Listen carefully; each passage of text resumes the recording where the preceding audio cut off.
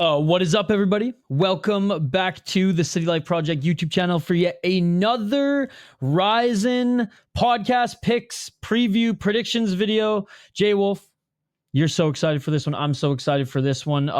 The bout order in which we're gonna dive into this is it's wrong because the official bout order hasn't been released yet. There's no betting odds for this yet. Let's get into the first few. Again, the bout order is not necessarily correct. We'll get the official bout order probably Thursday.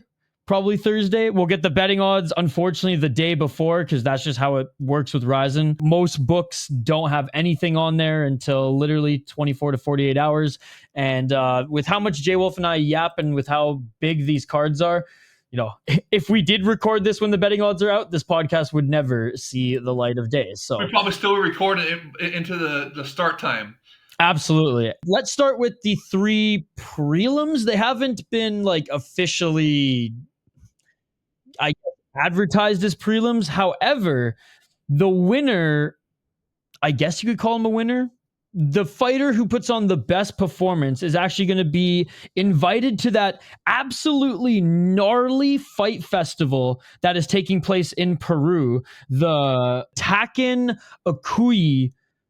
My apologies if I mispronounced that. Peru Fight Festival. And on this channel before, and I'm sure J Wolf has seen many clips of it before as well, absolute gnarly fights.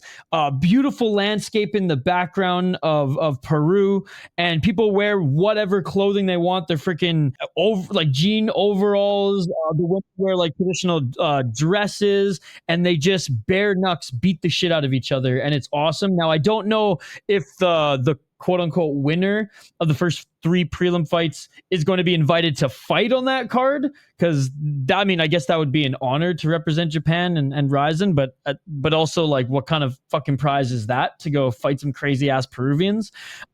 I think it's actually going to be like an invitation to go, and they roll out the red carpet, and you know, they get to experience it and whatnot.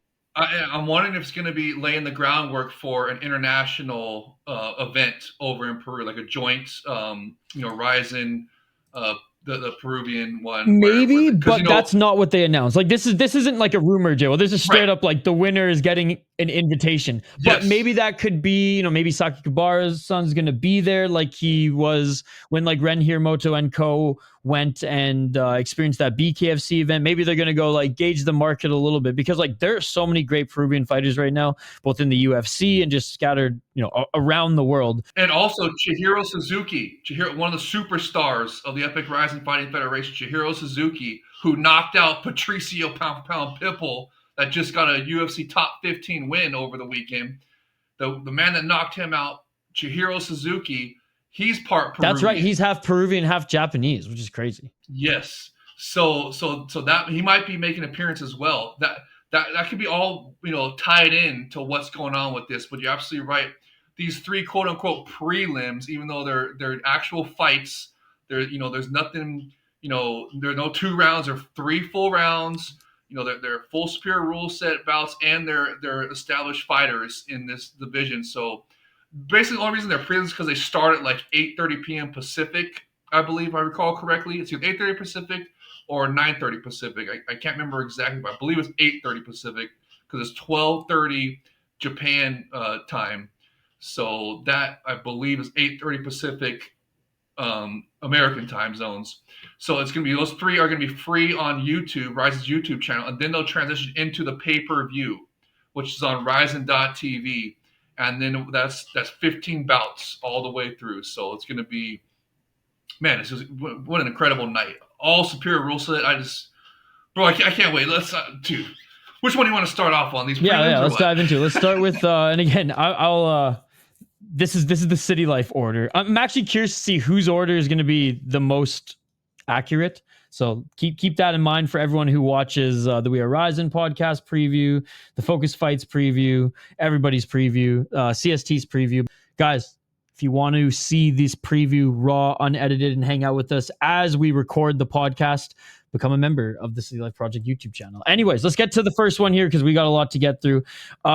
We have Shogo Kuriaki against Taiga Kawabe. Kawabe's 28 years of age, lost in his first pro mixed martial arts fight. Both of them are kickboxing crossovers. Shogo, the genius, has not fought any MMA before, but has fought pretty much every single modified striking combat sport that you can. He actually, his base was in Shuto. He's fought modified kickboxing and Muay Thai. Primarily fought in knockout. Has he done any Rise? I don't think he did some Rebel. I don't think he did any Rise fights. No, Shuto and Kunlun as well. Yeah, he did that. Oh, what was it called? I call it Superior Rule Set Knockout. Unlimited, thank you. Like the unlimited rules in Knockout, which we were reacting to some of those highlights on the channel just a couple weeks ago. So he's not completely, a fish out of water in the mixed martial arts game. However, Kawabe just... And Superior Rule Set. But Kawabe does have a little bit more experience for what it's worth. He did, go through a training camp to prepare for Genji Umeno. And honestly, he looked good against Umeno as well, who, another kickboxing crossover.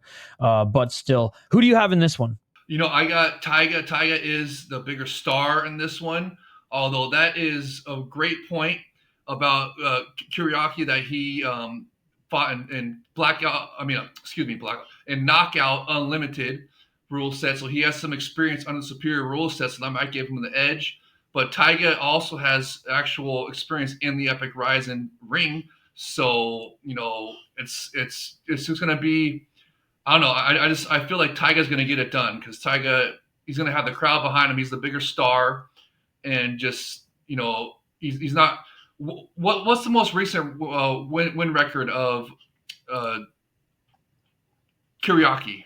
He's on 2-fight losing streak. He's fought once already. He fought a month ago. Okay, so they're both coming off of losses. So, but Kuriaki's coming off of 2 losses, and Taiga's only coming off of 1, which was in the Epic RIZIN ring. So that, to me, I don't know. There's no momentum advantage there. So I'm going to pick Taiga. I'm just going to pick Taiga. I think that he's he's got big stage. Does he have King K1 experience, Taiga? Taiga does have K1 experience, yes. Or Rise and K1. There you go. Recently Rise, but he fought in he fought in K1 like 10 years ago.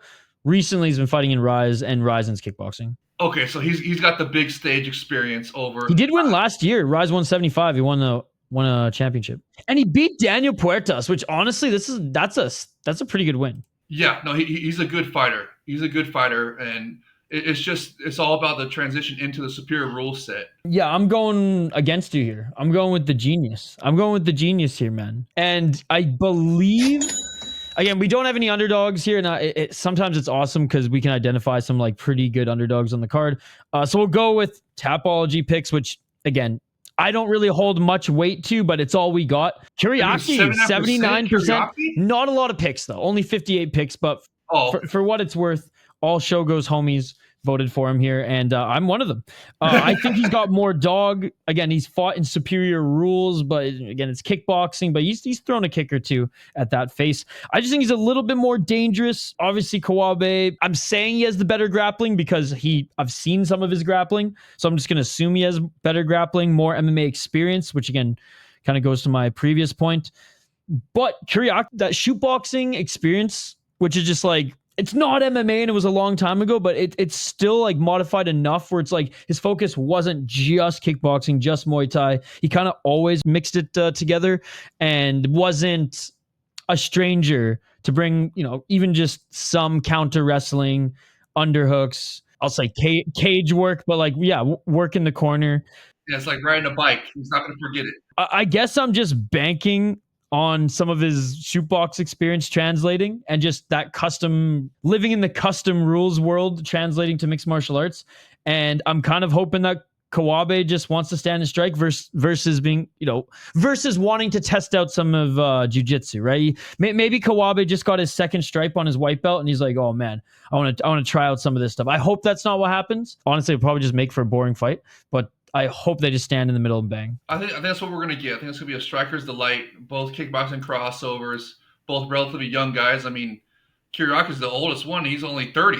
So it's like...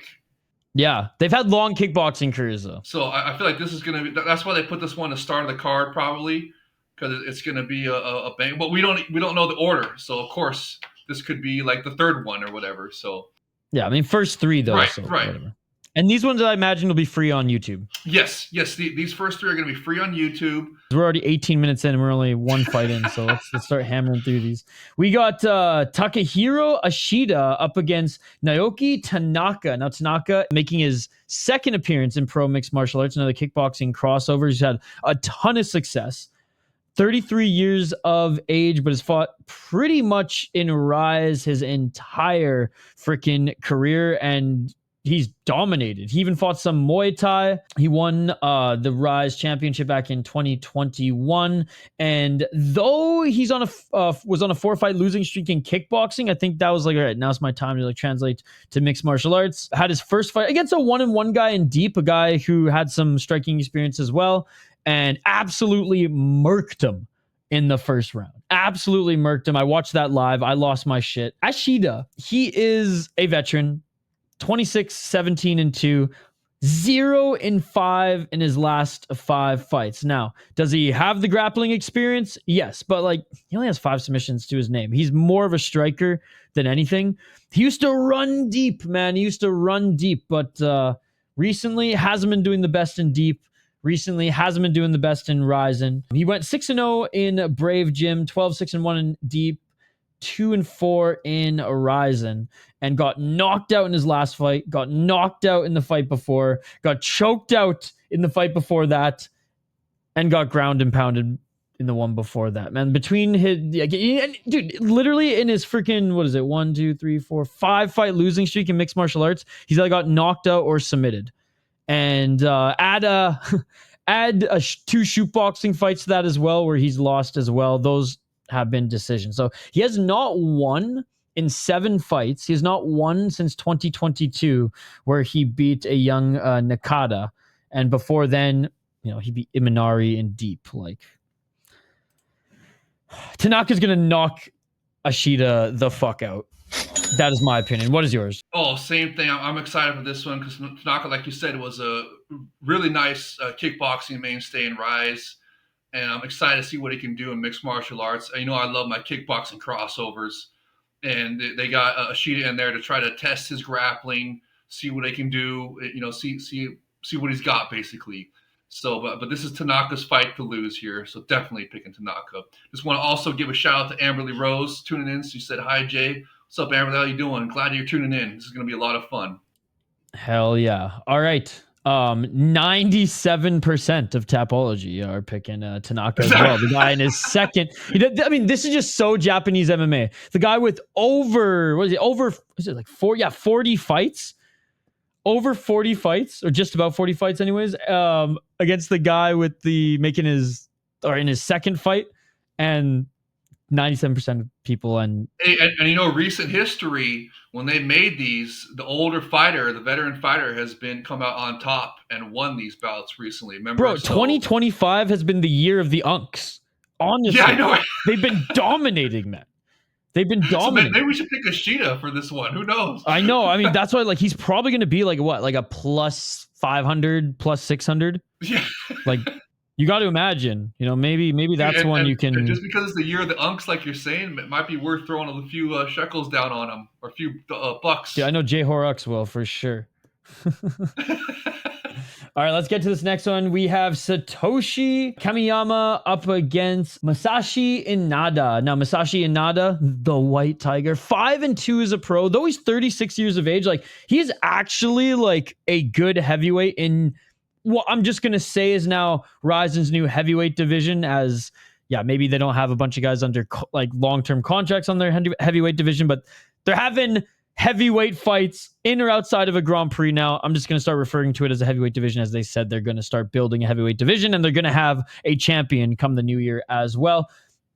I think he's got a few years left in him, only 7 pro fights, and he's good. 4-1 in his last 5 on a 2-fight win streak. He's never gone to a decision. Win or lose, never gone to a decision. He's been knocked out twice. He has 2 KO TKOs and 3 submissions. 1-0 in RIZIN. He's done well in deep, where he's gone 4-1. Looked good against Cognon. got an armbar against Stefan Cogno, the Frenchman, in deep Osaka Impact second round just a month ago. So he fought just a month ago, but got an easy victory. Took essentially no damage. And at RIZIN Landmark 10 in Nagoya, also, I mean, towards the end of 2024, he got a great armbar victory as well. So 2 submission victories in the first round at heavyweight, which is fun to see. Satoshi, he's a failed MMA experiment, ladies and gentlemen.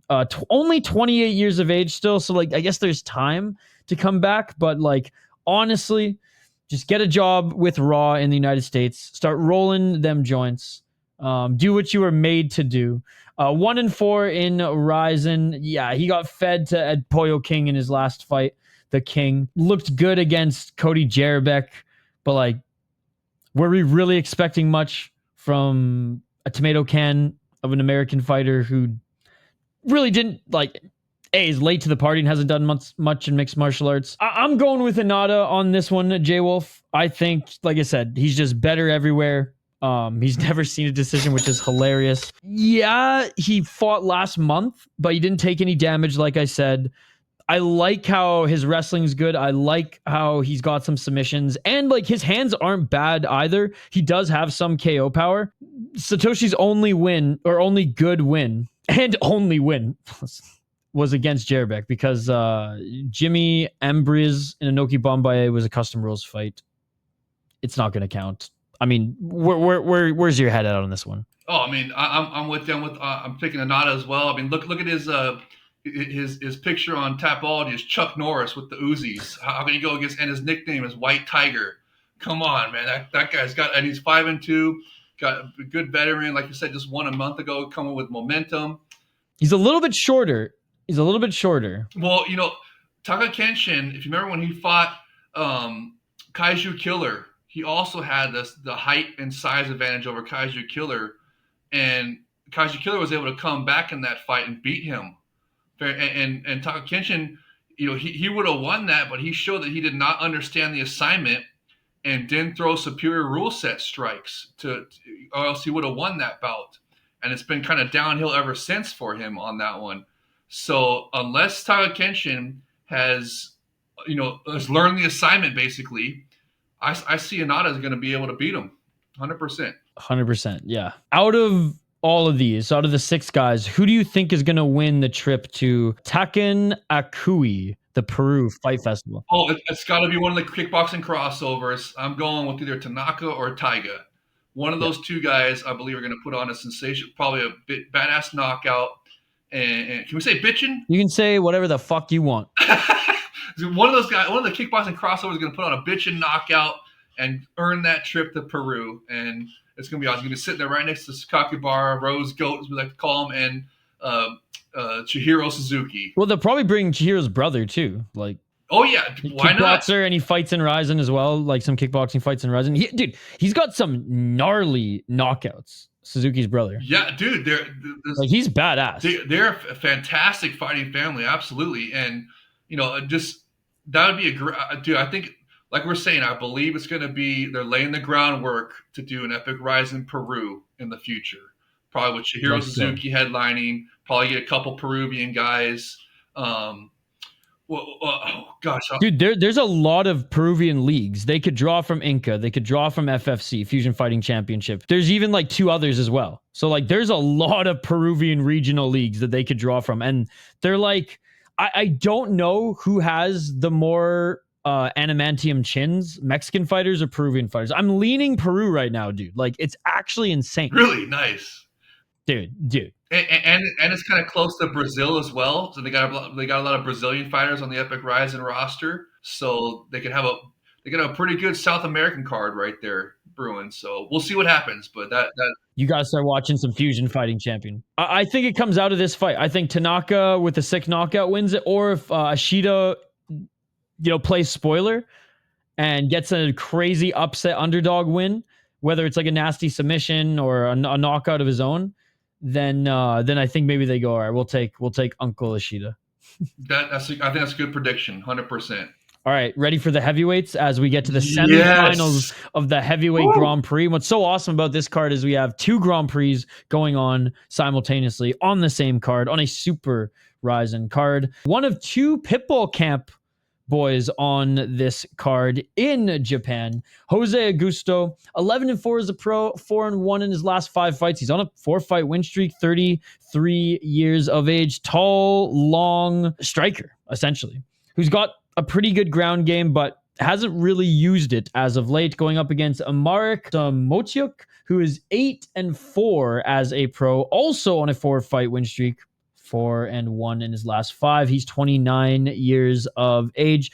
He fought in KSW primarily, where he went 5-3, 4 KO TKOs, but he's been knocked out 3 times, 0 submissions, been submitted once. So he's never lost a decision. He's only lost by being finished. He has 4 decisions as well. He won in the preliminary round against Daniel James. Daniel James missed weight in that one, funny enough. And Daniel James recently fought this last weekend in the PFL, or not in the PFL, in Karate Combat in the one-night heavyweight tournament, which was unbelievable. I wish RIZIN would do one-night tournaments.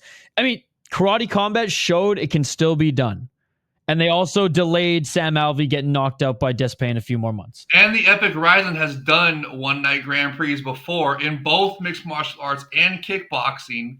So I don't understand why they didn't this time. They're just milking it. They're milking it. That's why, because they can put heavyweights on 3 cards, right? Yeah, exactly. But the flyweight Grand Prix, we want it to be 16-man, but they made only 8-man with only a couple international fighters because they want a Japanese fighter to win. So yeah, but I'm still, dude. That's nitpicking at it because it's awesome to get 2 Grand Prix, but you're absolutely right. They need to bring back they need to return to tradition, embrace tradition, or reject modernity, embrace tradition, return to the one-night Grand Prix format that made the almighty Pride FC so freaking awesome, and the original UFC. But J-Wolf, I was not impressed with his fight against Daniel James. Yeah, those 2 fights with Marek and Augusto, their quarterfinal rounds, were kind of snoozers, right? And that was what everybody started dumping on the heavyweight Grand Prix, talking a lot of trash, and it just. Well, we'll talk about I mean, Augusto, like, he fought safe. Like, I'm not happy that he fought that way, but like, he clearly won and he fought safe. Whereas like Marek was losing the first round. Right. And I know it's not judged by round, but you know what I mean? Like, Daniel James came out and actually looked really good early, which Daniel James is not a bad fighter by any means. And then it was just a gas job, right? Like it wasn't, to me, it was like Marek did better in the second and third round out of the 2 gassed guys. Like, he controlled James more, right? He was able to get the takedown. He was able to stay in the top position. But he didn't do much damage. He could barely move his arms after that first round, where Daniel James was able to actually hurt him, right? So this was one of those where it's okay, 2 rounds of, I'll say it, control dominance and clearly winning the fight, but not hurting Daniel James, whereas Daniel James actually hurt him a little bit in the first round, but it just it wasn't enough to win the fight. So I wasn't upset with the decision. I was just that fight was not great. Whereas Augusto actually he kept he dictated that fight. Whereas Marek, I don't want to say dictated that fight. He gassed in the first round and did what he had to do to win. Where Jose Augusto just kind of stayed on his feet, got the underhooks to defend takedowns, and jabbed up his opponent for the win, right? And you're absolutely right. He fought safe in that, and that's what was so disappointing about that, because he's a Pitbull Brothers fighter. He's from the Pitbull Brothers camp, like you were saying. So we expected a striker's delight, absolute banger from him. And then after and like you said, he fought safe, and afterwards he does a backflip somersault type of a deal, and the announcers were even going, dude, you have all this energy, you didn't even empty the tank, and you have all this energy to do a somersault flip afterwards. What's up with that? So, to me, this is about where they're taking those 2 from the quarterfinals and matching them up to get one eliminated. But this one I think is going to be much better. I'm really excited about it because like we were saying, those 2 bouts in the quarterfinals, they got everybody dumping on the heavyweight Grand Prix, talking trash and hating on it. But then Ueda he had a finish, and then Soldakian had a fantastic performance with the Prince. I forget what the rest of his name is, that we previewed right here on this show. You had sensational footage that let us know that Prince is no joke of an opponent. So that bout pretty much, I believe, saved the heavyweight Grand Prix. But this one right here, they're matching these two guys up because in the other bout, the heavyweight Grand Prix, which is going to be Ueda and Sodakin, to me, that's a final. That was what I thought they were going to build into towards a final. They're just like, oh no, we're just going to do that right in the semifinals. So that means that we're going to get like a bonus final afterwards. So that semifinal between Ueda and Sodakin is like, to me, is like a final in and of itself. And then the winner is going to face the winner of this bout right here, Augusto and Marek, and it's going to be like a bonus final. So to me, we're really getting two finals out of this heavyweight Grand Prix. And, in this one, I'm really looking forward to seeing, maybe, Augusto and Marek, maybe they had some big stage jitters. I mean, Marek, you can't really say that because he's from KSW, and that's another thing about this awesome heavyweight Grand Prix is that it's collaboration city in this one. They got KSW representatives, which is Marek. They got, and I think they build Daniel James is like a Bellator, a PFL veteran or whatever, and then Augusto they had also as well. So I mean, it's just so many cool storylines. But this one, I'm really looking forward to seeing. If what I want to see is Augusto. I want to see the Pitbull brothers camp training because as you saw from the pre-fight footage of Patricky Pitbull, Patricio's brother. He's drilling soccer kicks he's drilling grounded kicks and flying stomps and everything. He's drilling superior rule set strikes. So, we know Augusto, since he's from the same camp, he better understand the assignment this time. There's no more playing it safe. I don't want to see no playing it safe. I want to see someone that knows the assignment and knows we want to see with superior rule set striking. And a guy from Pitbull Brothers camp, that's the expectations that we have on him. So I'm expecting him to deliver here and get the win.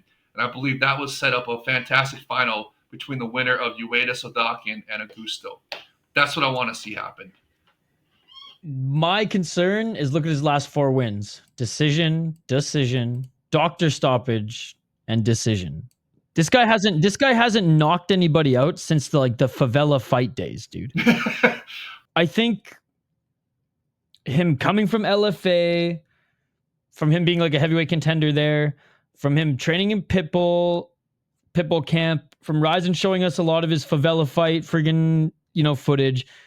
I just think we've been duped. I think this guy is just a more boring striker. And, it's just more of that point fighter. I'm going to out jab you and kick you. And if you can take me down, good luck keeping me there type of fighter. I hope I'm wrong. I'm hoping that Marek drags him into deep water and goes, I ain't freaking Sidario, dude. Like, I ain't gonna just stay on the outside, worry about takedowns and throw kicks. Like, I'm gonna come at you. The thing is, I think Marek either finishes Augusto in the first round or he gasses, man, because that's what he does, and Augusto just picks him apart for 3 rounds, and we see that same song and dance again. Who are you picking to win, though? Because we've gone on about this one a lot. Okay, yeah. I want to pick Augusto, and I want it to be by superior rule set. Remember, that's the X factor in all these bouts is a superior rule set. If Marek is going to try to grapple and shoot for a bunch of takedowns, I want to see Augusto throw some grounded knees, right?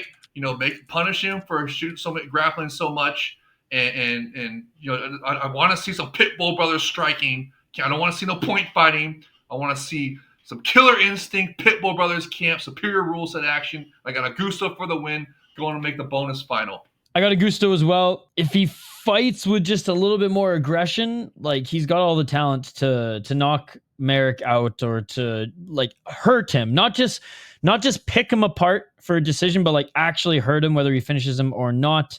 He's got great boxing. He's got solid grappling. I even wrote my notes again here. Needs to be aggressive. Yes. Because his opponent is tough. Now, his opponent's a lot slower, but has power. Not fast, slower, will gas, but is a decent wrestler. If he gets in the top position, like we saw in his last one, he could ground and pound you.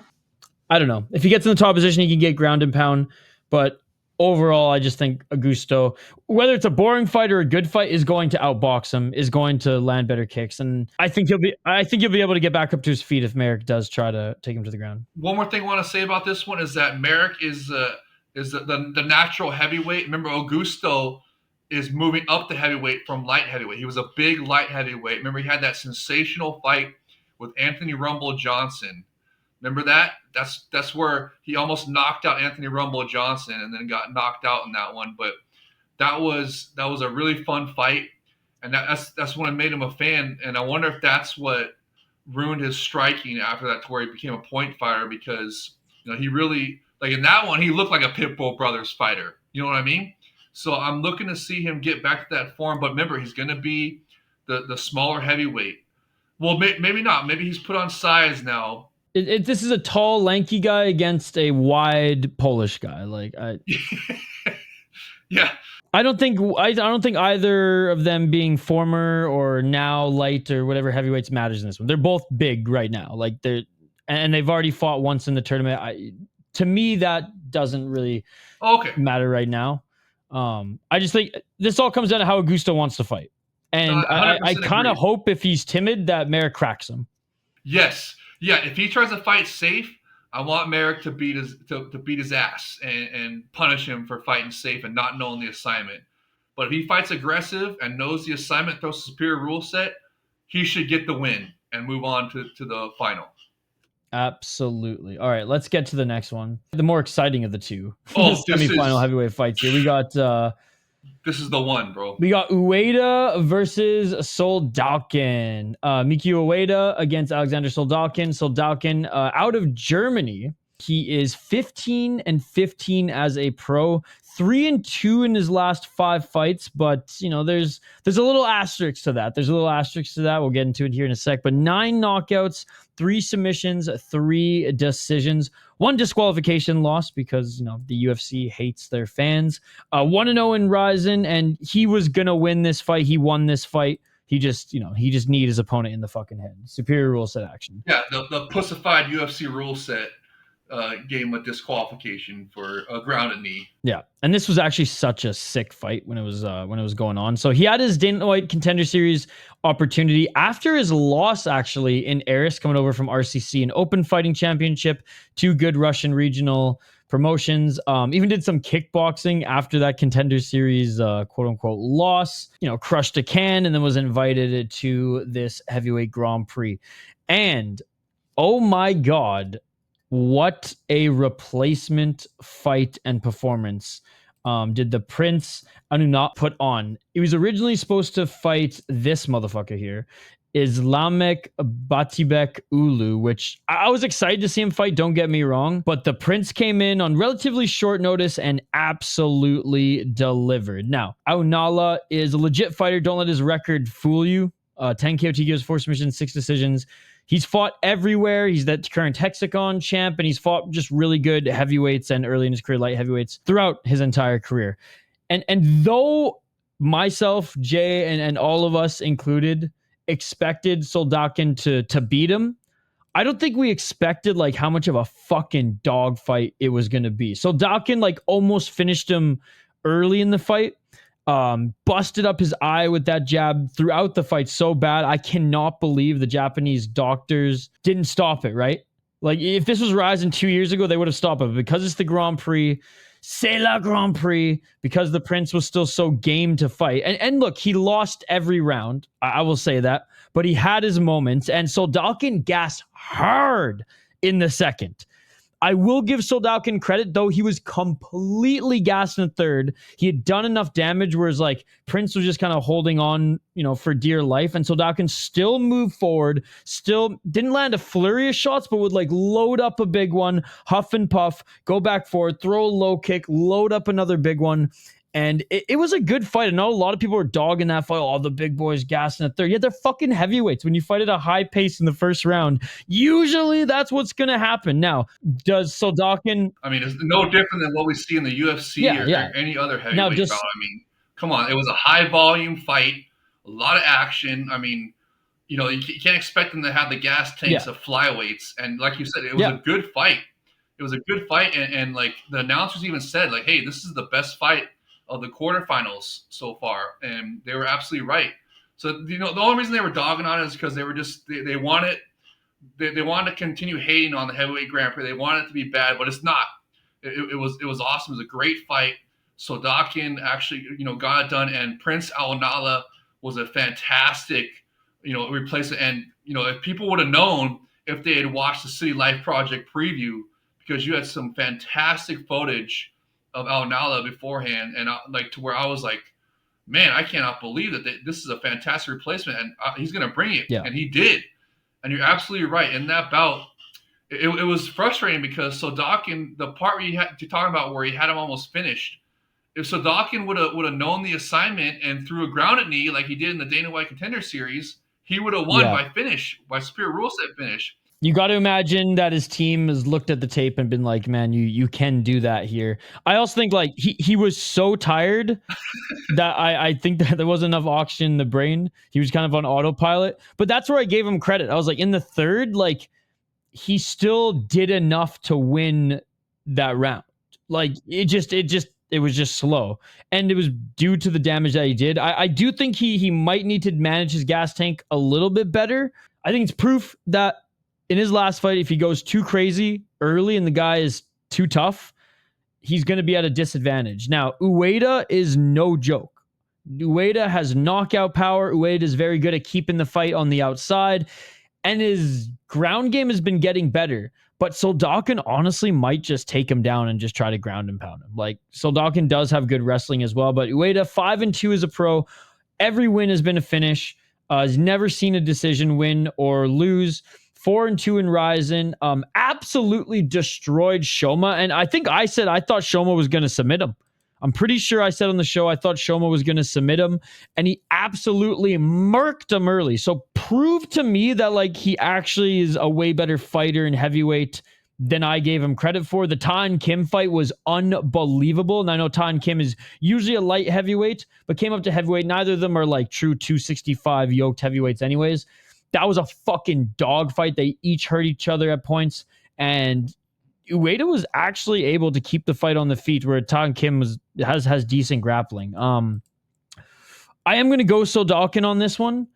I do think Ueda can catch him with the high kick, so he does have to manage his distance. Soldakin just has to fight smarter in this one. He just needs to manage his pacing a little bit more, manage the distance. If he finds a clean shot, he could and will knock out Ueda. And if he wants, he could probably take down Ueda and absolutely, unleash hell on him with ground and pound, or even up against the ropes. Like, I do think Soldakin has every path to victory in his favor in this fight. He just has to fight smart because Ueda is dangerous. Absolutely. Ueda is a Kyokushin karate fighter. He's got the striking. He's got, as we've already seen, he was the only one that finished his quarterfinal bout against Shibasai with the, was it a leg kick or was it a body kick? I can't remember. I thought it was a body kick, but the We Are RIZIN podcast bro said it was a leg kick. But whatever it was, it's a TKO finish. He's got fantastic striking, and you're absolutely right. Soldakin is probably the more well-rounded fighter. And Amber Rose says that he's a vet. You mean a vet of like the German army or something, or like a vet like a combat sports vet? I think he's combat sports vet. But he's a good fighter. Soldakin probably more well-rounded. With the grappling, got more wrestling than Ueda. Ueda is definitely a pure striker, but he does have some good grappling.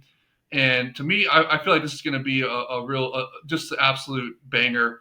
I mean, these two fight, like I'm saying, this is what I thought they were going to put. This is what I thought they were building into for the final right here. This is a de facto final right now. This is not. I don't think this is a semifinal. I think this is a final. That's how good it is. And the Ueda, they obviously want Ueda to win because he is the last Japanese fighter in this heavyweight Grand Prix. But they're putting up against Soldakin, who is probably was the favorite of the Grand Prix because he's the most well-rounded UFC level. Obviously, won his Dingleberry Dana White Contender Series bout. Was disqualified by the pussified UFC rule set for throwing a grounded knee. And, hopefully that didn't traumatize him to where that's why he didn't understand the assignment in this previous Grand Prix bout where he had the opportunity to throw spear rule set but missed it. And like you said, hopefully his team was like, hey, that was the opportunity to finish on that bout. You're allowed to throw those strikes here. So let's see that in this bout. And I could definitely see him utilizing some grappling to get him to the ground and do some ground and pound, like some grounded knees or some 12 to 6 elbows, something like that. But Ueda does have good takedown defense and counter wrestling, so he's not going to be no pushover. So Daka's going to have to go into his, he's going to have to show some trips or some, like some good like judo throws or something, some good wrestling takedowns. He's not just going to get, easy single leg or whatever. He's going to have to do some really good takedowns to get Ueda down if he's going to take that route. But I think it's going to start off striking, but I don't know, because obviously Sodakian is going to know that Ueda is a Kyokushin karate champion and he's a striker. So he might go for the takedown right away to start off, but either way, I think this one's going to be a freaking banger. So and like I said, I believe this is a final matchup right here, and the winner of this is going to get a bonus final against the winner of Augusto. Yeah, and let's be honest, the only guy who's going to beat Ryan Bader is Soldakin. So. Well, you never know. I mean, look, the other guys, Bader is getting up there. He's got a susceptible chin. All you got to do is have enough defensive wrestling to keep on the feet, and you can probably take out Bader, right? That's what it matters. But Bader back on the juice, man.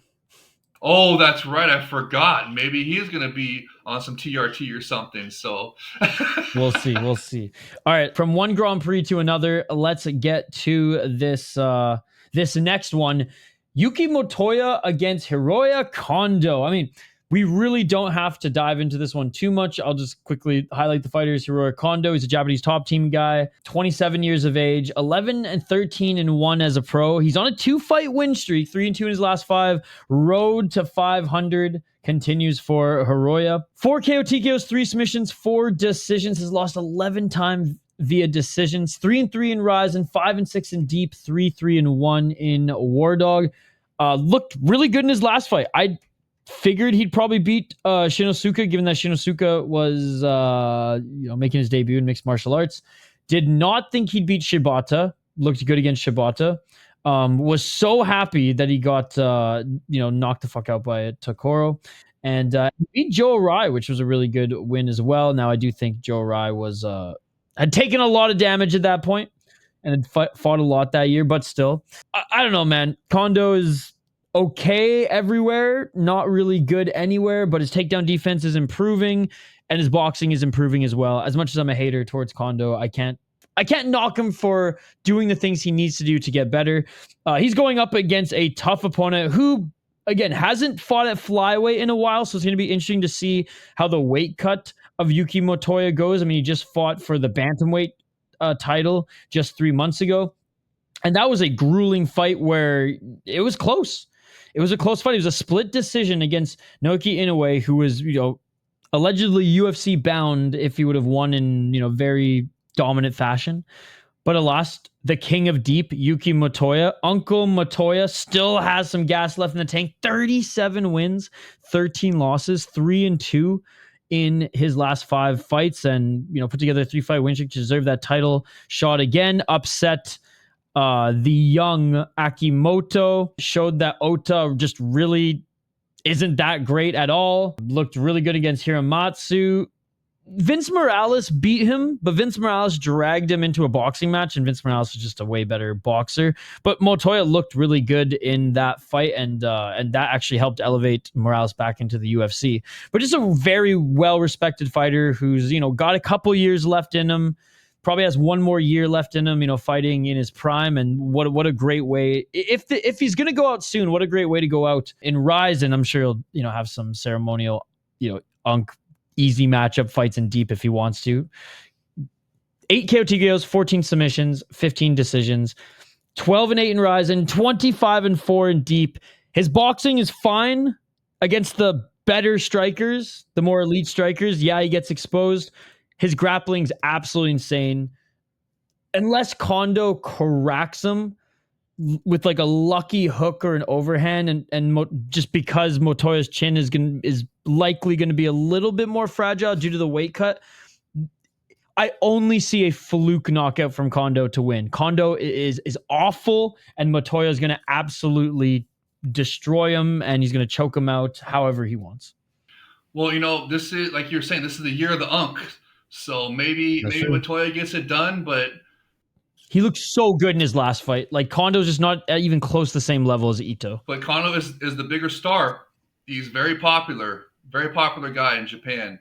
So what you're saying is the women are gonna come in. They're gonna tag team WWE style fight Motoya, because that's the only way. It's like 100 women versus one UFC fighter. It's the only way Motoya is gonna go down.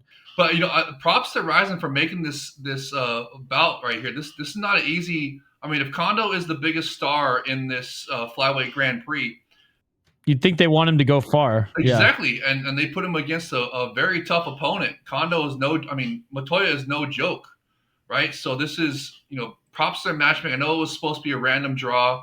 And maybe it was, maybe it wasn't. Who knows? We didn't get to see it. It's never a random draw, just like how the draft lottery in the NHL is never random. It's whatever team Gary Bettman wants to have the first overall. So, I mean, and this whole flyweight Grand Prix actually is fantastic matchups. And I think Drew was saying it on the We Are RIZIN podcast that this whole card, there's really no mismatches or anything. And no, like, guaranteed winners or losers. Everything is. This might be the only mismatch on the card.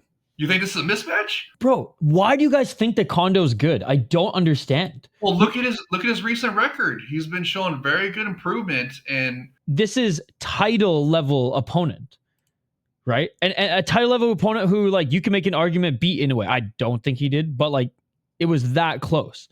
It was that he almost submitted him, J Wolf. I know that's why I'm surprised they're matching him up with Kondo here.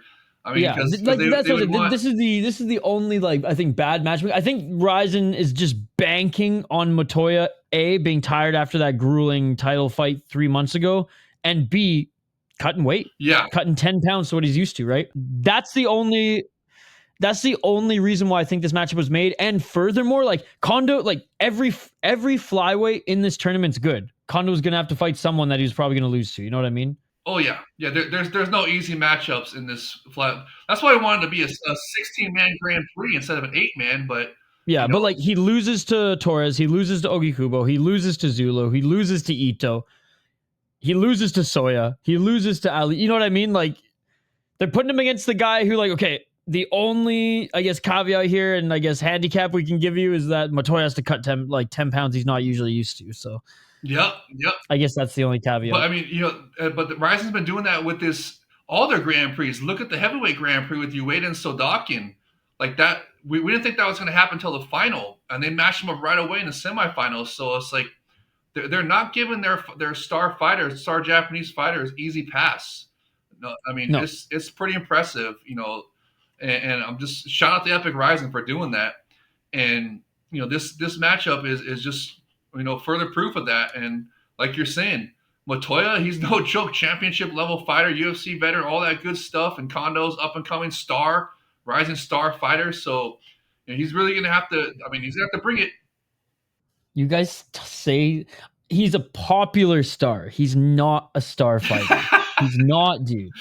I hope I'm wrong because he's young, but like, look at, like, he's got almost 30 pro fights. He can't even get to 500 yet, and he's 27. So, I mean, hey. I'm glad he's improving. I just, like, I hate how everyone talks about him like he's some star fighter. Well, he sells he's tickets. There because he's popular, and he's the Asakura boy. In any other RIZIN fighter with that resume thus far would be in deep, would be in pancreas, would get a RIZIN fight every now and then when they're on a streak. Would have to earn their place. Now, has he earned his place into this flyweight tournament on 3-fight win streak? Absolutely. But like, I just, you guys calling him a star fighter just irks me, man. Just irks me. Well, hey, if he beats Motoya here, then we have to give him some props. So we'll see how it goes. But I got Motoya. I fucking love this next matchup. Yeah. I love this matchup. Jose Shorty Torres was in a title eliminator fight in his last fight against a very good opponent in Brave. Now DS Yaren Gaypov is going to be fighting for the Brave title. He's going to be fighting Muhammad Mokai for the Brave title. It was a very good fight. It was a very competitive fight. They each won a round, and I even said that I didn't think that Torres won the fight, but it was a very close fight. And did I say it was split? No, unanimous decision, 2-1. but it was a very good performance against an absolute dog of an opponent who's 16-3 in his own right, 2-3 in his last 5. But he did have a really good win against top Japanese prospect. Do we even call him a prospect? We're just one of the top Japanese fighters right now in Makoto Shinryu, who also is participating in this flyweight Grand Prix. Absolutely love Shorty Torres. He's in his prime right now. 13-4-1 as a pro. 4 KO TKOs, 2 submissions, 7 decisions. Has really good grappling. I wouldn't say like the strongest wrestler, but has very good grappling. His jiu-jitsu sick. He's slippery. He's hard to control. And his boxing is very, very clean.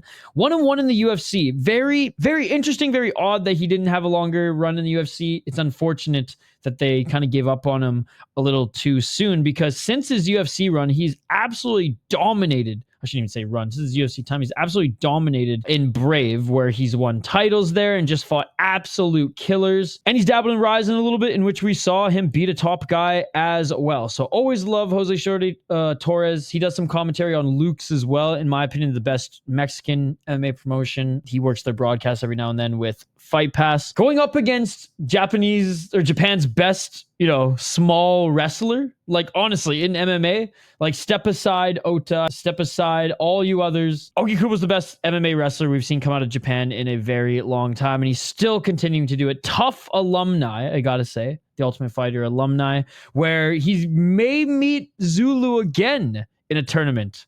Not in North America this time, not under the Tough banner, but under the RIZIN banner. He's 27-8-2. Also 2-3 in his last 5 fights on a 2-fight win streak, beating Makoto Shinryu. So each of them have wins over him. And John Dodson, which was a very good win as well. It's crazy that he's 38 years of age. Like, where's time going? Man, he's fought a who's who. He's fought everyone. 20 decisions, 6 submissions, 1 KO TKO. His boxing actually isn't bad. He doesn't use it to finish fights. He uses it to set up his takedowns, right? And then he'll go for ground and pound. But like, his head movement and footwork is very good. And you look at the guys he's lost to: Juan Archuleta, Horiguchi, Sucho Kim, Kaya Sakura, Tim Elliott, Kyoji Horiguchi back in the Shuto days. Like, he's only lost to good opponents. I know a lot of people are thinking that Uegikubo is he's gonna wrestle his way to another victory here. Man, what the fuck do you think Shorty Torres has been drilling the last 5 years in Brave and preparing for his last opponent as well? Now, I don't want to say it was a grueling fight. It was a tough fight. It was only a month ago. I get it, where Uegikubo, has had a lot more time to recover and prepare. So this is the biggest caveat. I think Shorty Torres has fought really good wrestlers before. I think he'll be able to handle everything Uegikubo will throw at him. Not to say that like he's going to make it look easy, but I think that Torres will be able to do more damage. I do think he'll be able to escape some of the positions that Uegikubo will put him in. It's just how much gas does he have in that tank fighting in a title fight a month, or not title fight, but a title eliminator fight a month ago against an absolute dog of opponent. I'm going to go with Torres, who I think is the underdog here. Who I think will be the underdog here. 41% pick him on Tapology. So Uegikubo with 59%. Are you in that category, J Wolf? That the wrestling from Uegikubo is going to overwhelm Shorty Torres? You already know I always root for my American fighters, and I'm absolutely going for Jose Shorty Torres here, 100%. And Uegikubo's time has passed, is up. It's time for Torres to get that. I think they want Shinryu to rematch Torres somewhere down the line, and what better place than would be in this later, the semifinals or final of this flyweight Grand Prix. So I like both of them having the rematch. Yeah, I mean, that's because it was a competitive fight. I liked how Uegikubo just big brothered Shinryu and was like, not yet, Padawan. And Shorty Torres and Shinryu had an incredible grappling performance. It was so back and forth. It was unreal. Yeah, I mean, Torres is impressive, and it was just. I'm really looking forward. I think you're absolutely 100% correct. To me, this is the top, one of the top fights, if not the top fight of this flyweight Grand Prix quarterfinals so far. It's going to be a banger. I think Torres is going to force Uegikubo to box, and that's where Torres is going to win. Do I think he's going to finish him? Who knows? We'll see how good Ogikubo's chin is at 38 years of age. That's how he beat Shinryu, right? He did the same thing to Shinryu. Force Shinryu to keep on the feet, force Shinryu into a boxing match, and outboxed him. And the same thing's gonna. And Shinryu's like, mainly not mainly, but he loves grappling and getting a submission win, right? Hiromasa Ougikubo is a wrestler. He wants to grapple. Pressure. Yeah, it doesn't give you room to breathe. So I think Jose Shorty Torres has good enough defensive grappling, takedown defense, counter wrestling, all that good stuff, to where he's going to be able to keep it on the feet and force it into a boxing match, a striking match, and he's going to outstrike Ougikubo. Hopefully rock him and get a superior rule set grounded kick finish, or even better, a flying stomp. Yeah, because Ougikubo, like, if he gets the takedown, he will neutralize Torres and just, like, take seconds off the clock. It's just that 1 month turnaround, man. That's tough in mixed martial arts. Yeah, I know, because you were talking about Arai. That's how Kondo got Arai, Suzuki too against, Yeah, that was the big one. I remember, saying, oh, it's not going to be bad. Suzuki's young. Yeah, it was bad. Coming off a Fight of the Year candidate, absolute war, and it obviously affected him. So you could be right about that. Maybe that does affect Torres. I mean, we don't know. Maybe it goes by case basis, but that is absolutely a caveat there. So, but also you got to factor in Ougikubo's age. Like you're saying, 38. That's no spring chicken. But with a year off, I think that's like perfect. It's like that's like the good. Like for the unks over 35, I feel like 9 to 11 months between fights is like, it's perfect. It's not too much time where they're gonna get be rusty, and they can get reps in, they can get training in, they can get diet in. But anything less, you're pushing it at this point, right?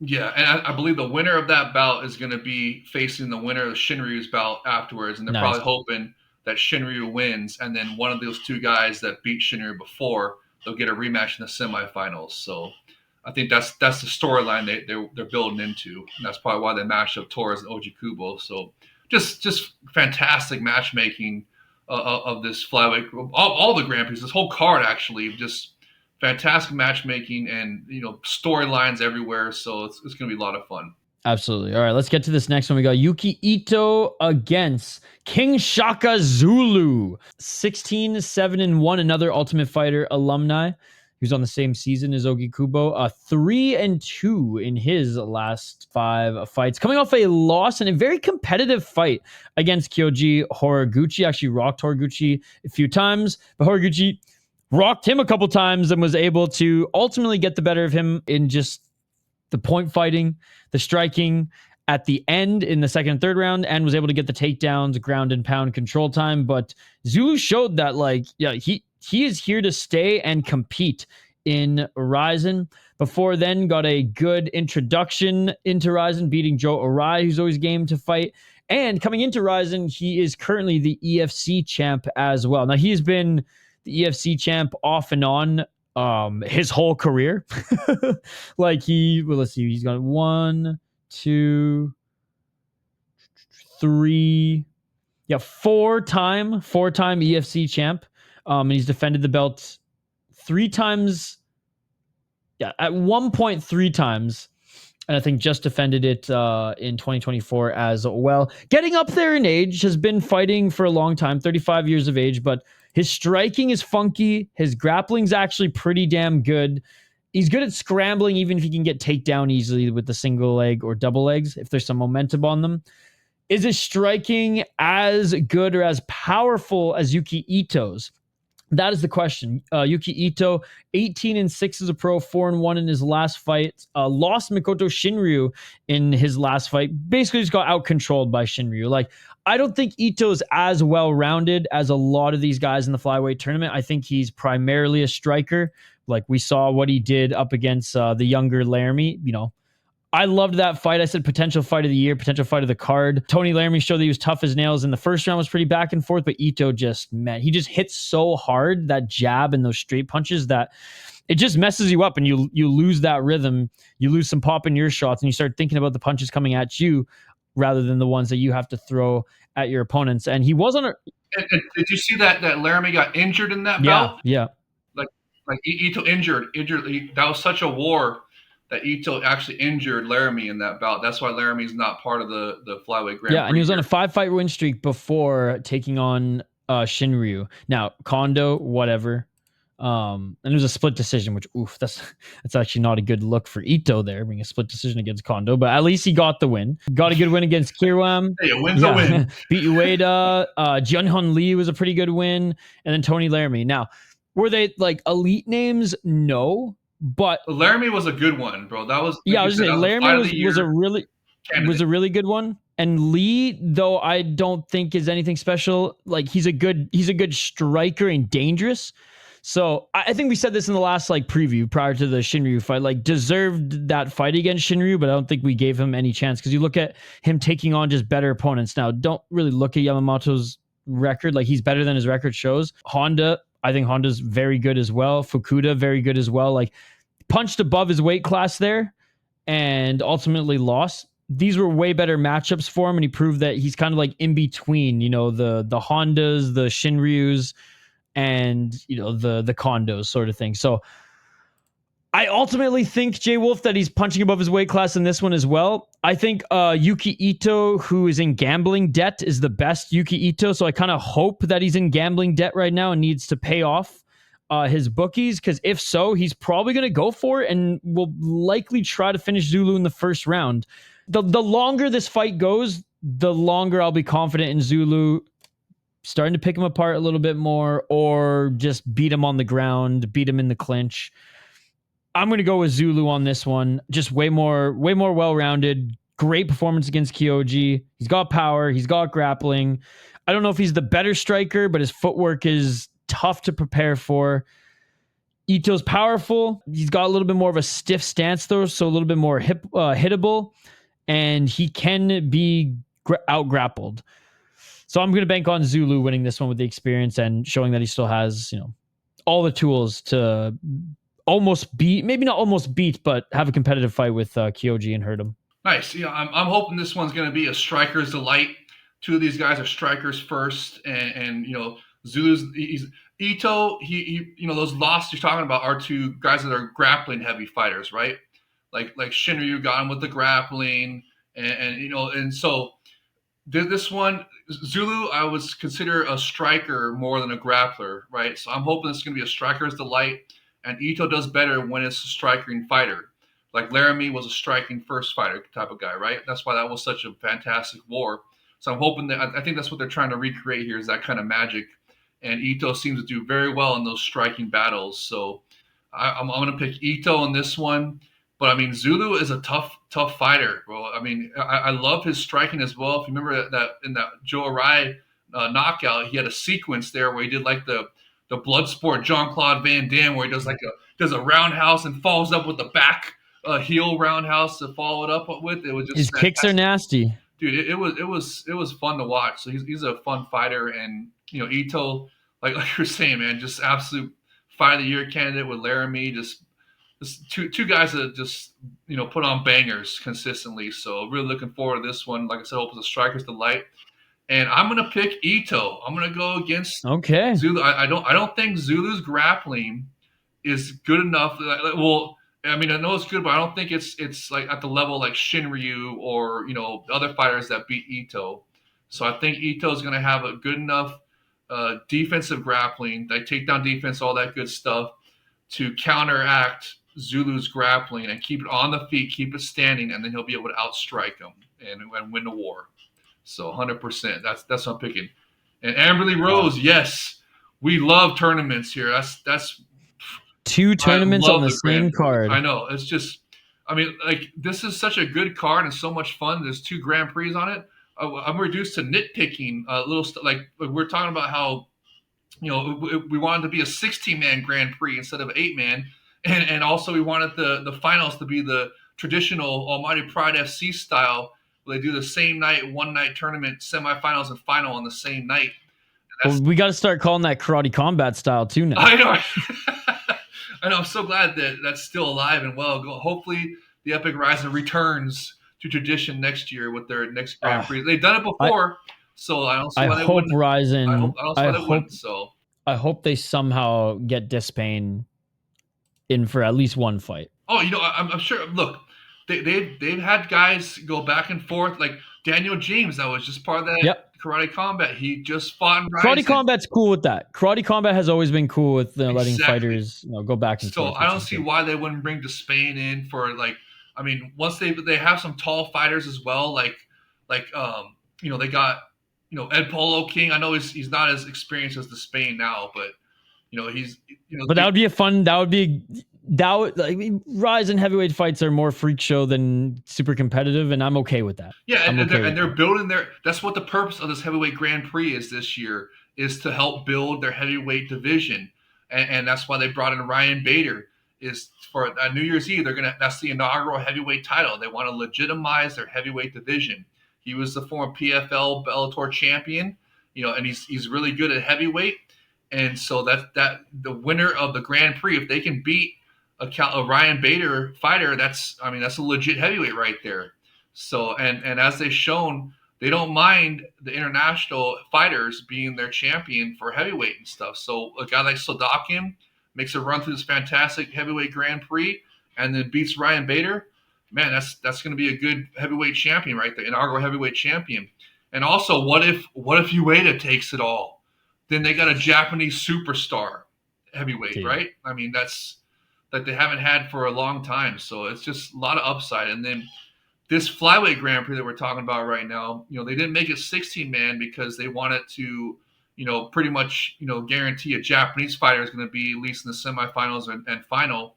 So they wanted to create another Japanese star here, and that's what they're going to try to do with this flyweight Grand Prix. Otherwise, they would have been 16-man, and they would have had more international fighters. But it's still a fantastic flyweight Grand Prix. I love, and just like Morpheus is saying, you're darn right, Morpheus. These are the Grand Prix.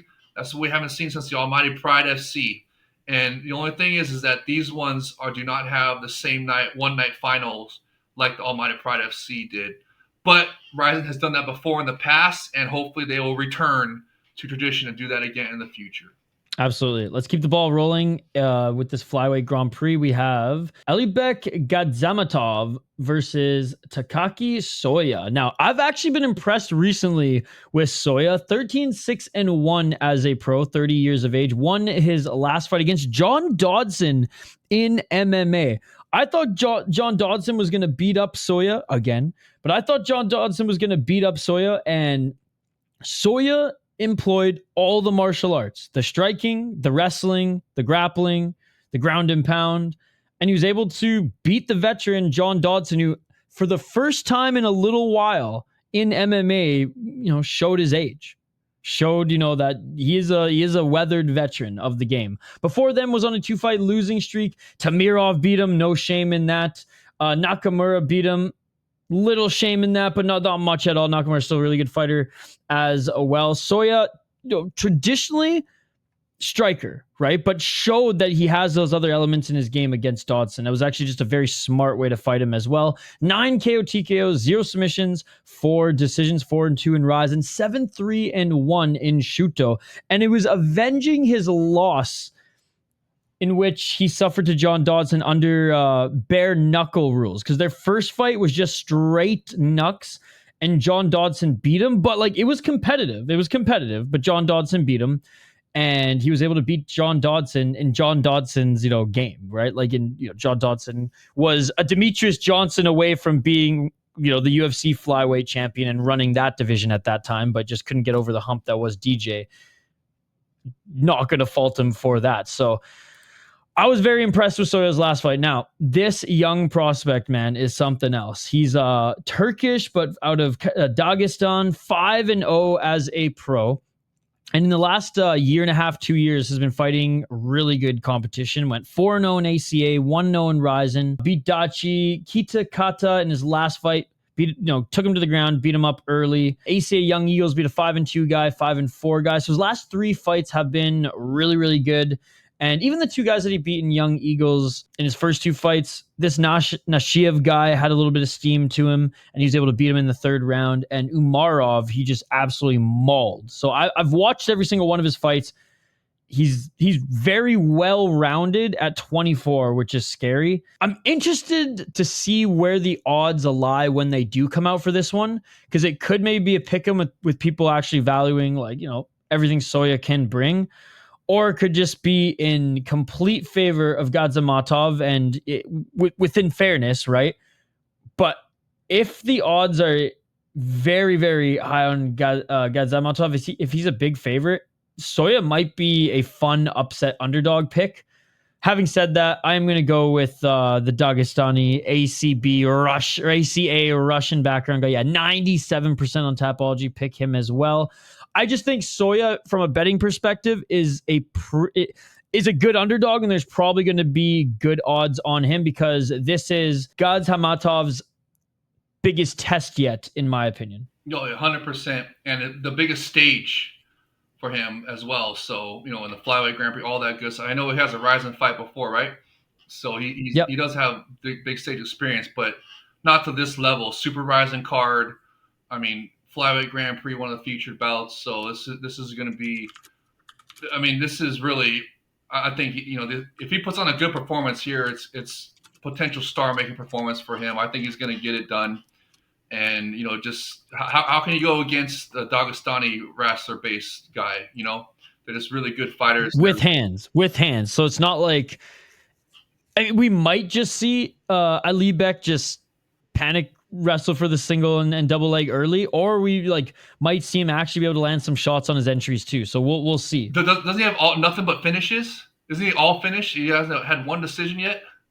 Yeah, that's a great point. No decisions. Yeah. All finishes. Ground and pound in the first round, rear naked choke in the third, front body kick knockout in the first round, ground and pound in the second, and knockout in the third. So and what if he knows the assignment? He's gone to the third round twice. He's gone to the second round before. So it's not like he doesn't have cardio, but yeah, he comes to finish his opponents. And what if he knows the assignment and throws superior rule set strikes? We're getting another finish here, 100%.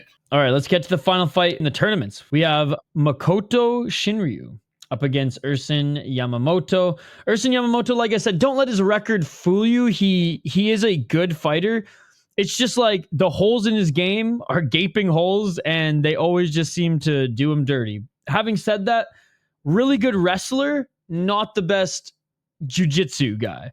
Really good striker, not polished and clean, but a lot of power. So he has really good tools that got him here and that have showed well and have helped him against really good opponents, but up against well-rounded guys who are, slippery grapplers or polished boxers. That's where I find he has issues. Now he's 5-7 as a pro, 2-3 in his last 5 fights. Is coming off a win and still is relatively young at 28 years of age. 2 KO TKOs, 1 submission, 2 decisions, 4-7 in RIZIN. He did beat Daichi Tomizawa. He face cranked a kickboxer coming in. Okay. He needed a win.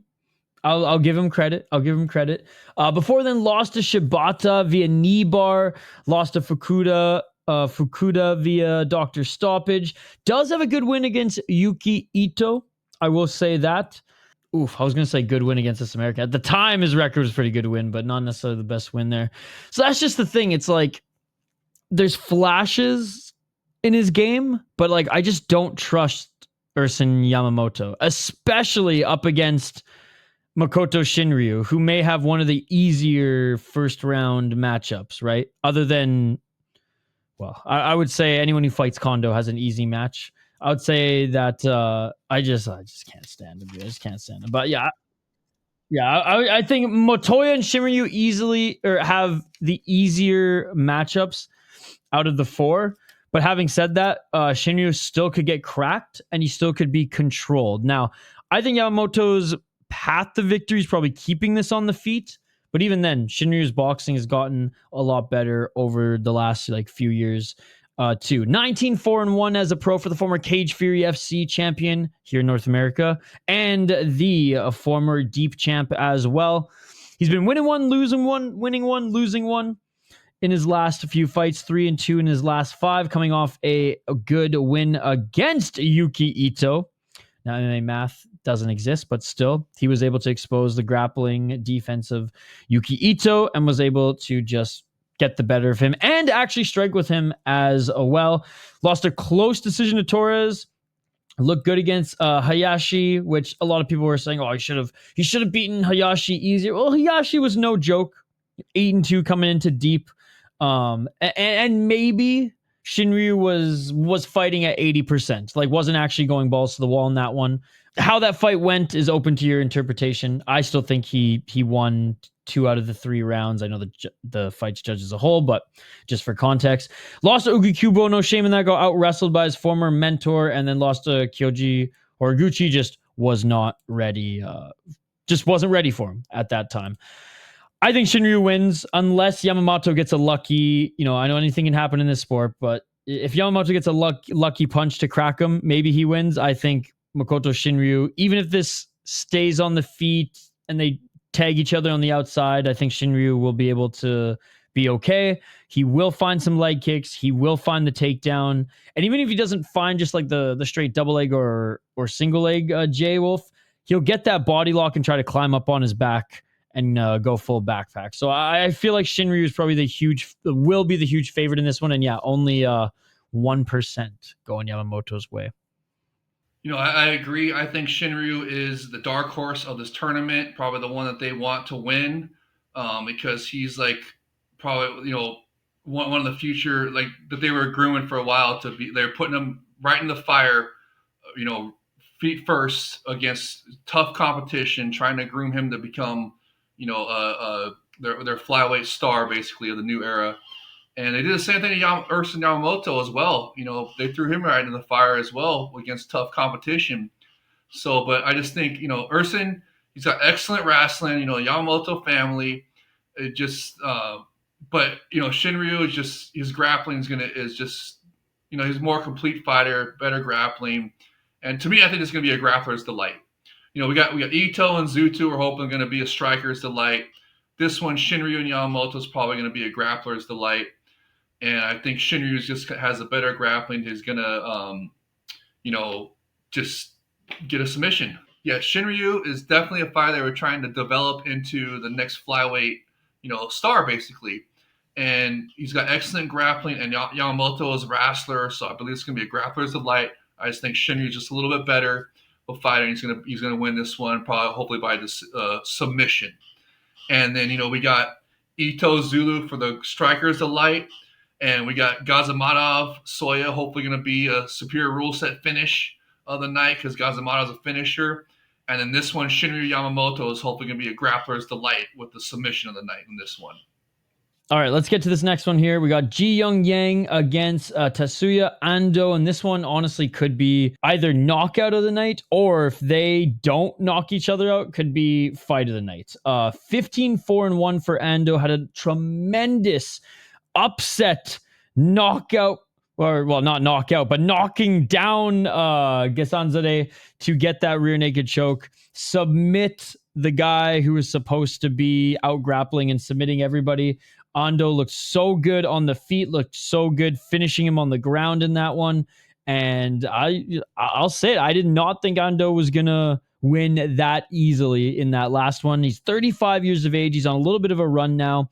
7 KO TKOs, 5 submissions, 3 decisions, 1-0 in 1 championship, 1-0 in RIZIN. Fought in Road to UFC, who's the Shuto champ. Man, he's fought for a while, but he's fought some really good opponents. He had a tremendous run as well before winning the Shuto championship, defended it. Again, it was on the UFC's radar. They even invited him over. Lost against Zhu in that fight via decision, but didn't look like bad in that fight at all. And yeah, looked so good in his last fight, beating Maguram. So excited to see what he'll do in this one. Only worry, that was 3 weeks ago. That was 3 weeks ago. Ji Young Yang is younger. Ji Young Yang, in my opinion, is a little bit hungrier. And he fought not 3 weeks ago. He fought a month ago, but it's a little bit more time to recover. Now, neither of them took any damage really in their last fight, but still, the older fighter having to cut that weight again, literally turning around and going right into a camp like that does take its toll. And Ji Young Yang is a fucking beast, dude. He's a scary fighter as well. 5 KO TKOs, 2 submissions, 3 decisions. He's 3-1 in RIZIN, 7-2-1 in Road FC, and he's only lost to good opponents. Now, this fight, he took up a weight class on short notice and got knocked out by a guy who doesn't have the best record, but a guy who's very tall and dangerous in his striking. Kind of looks like Nabil in One Championship, the kickboxer or the Muay Thai fighter. He lost to Kuramoto, Shadulayev. Those are his only other 2 losses. Shadulayev in Road FC and Kuramoto via split decision. No shame in that at all. Beat everybody else and actually took on pretty good guys at Road FC as well. So I'm going to go with him. I think both have, I'm going to go with the Korean fighter. I'm going to go with Ji Young Yang. Both have insane power. I don't think either of them are going to try to wrestle. I think this is going to start at least in the first round before they kind of gauge exactly where the fight goes. I think this will primarily be on the feet. Like I said, he's only lost to good guys. If Ando is an underdog, though, coming into this one, he's a tremendous underdog. Again, we don't have the betting odds at the time of this recording yet. Probably a pick 'em right now. But if Ando does come in as the underdog, like I said, good value there. Tapology is going all in on Ando right now after that last performance. I think they forgot how good Ji Young Yang also looked in his last fight. We got a fighter who fought 3 weeks ago versus a fighter who fought a month ago. Ji Young Yang is also very big for like he looked like a normal person at 145, let alone 135, let alone flyweight. So I do think Ji Young Yang wins this one. I think this fight stays on the feet. Ando's got insane hooks. He's got insane overhand rights. He's hard to finish, and his grappling ain't bad, but I just think the young blood takes this one. This one might just be flip a coin, Jay Wolf, but I feel like the steam that Ji Young Yang has is a little bit more than Ando, despite them both coming off really good finishing wins. Yeah, Ji Young Yang is your boy from Road FC. Had fantastic bouts with Soo Chul Kim. It's where did they do that rematch yet for the title, or is that no, not yet? Soo Chul Kim needs to take a fucking break. Yeah, so I'm glad he's taking a break. That's coming up here soon. So that was one where it was that you just showing. That was the one, yeah. So basically, what happened was Ji Young Yang was beating up my boy Soo Chul Kim, and then their heads clashed, and Soo Chul Kim got TKO'd, so they called it a no contest. Yeah, and otherwise, Ji Young Yang would have been the Road FC champion, right?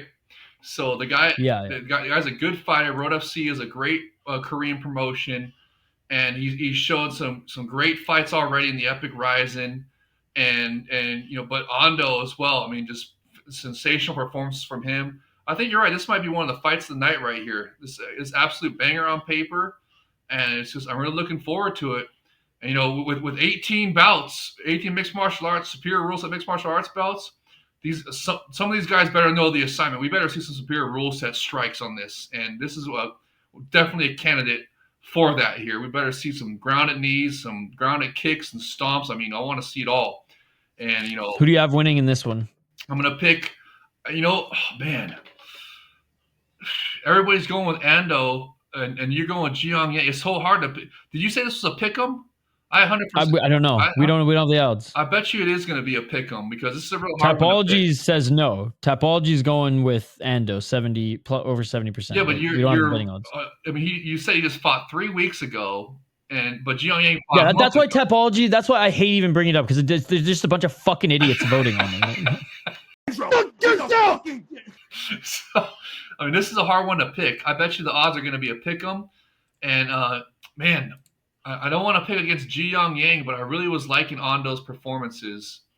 So, which one is more used to this weight class at 135? I think they're both good at 130, 135 is fine for both of them. Oh, okay. So the weight cut's not even going to be a factor in there. Man. Ji Young Yang might cut more weight, but he's used to 135. Okay, so it's not that. Then the weight cut won't be a factor at all. Then so. Man, it's so hard to pick this one. It's a pick 'em.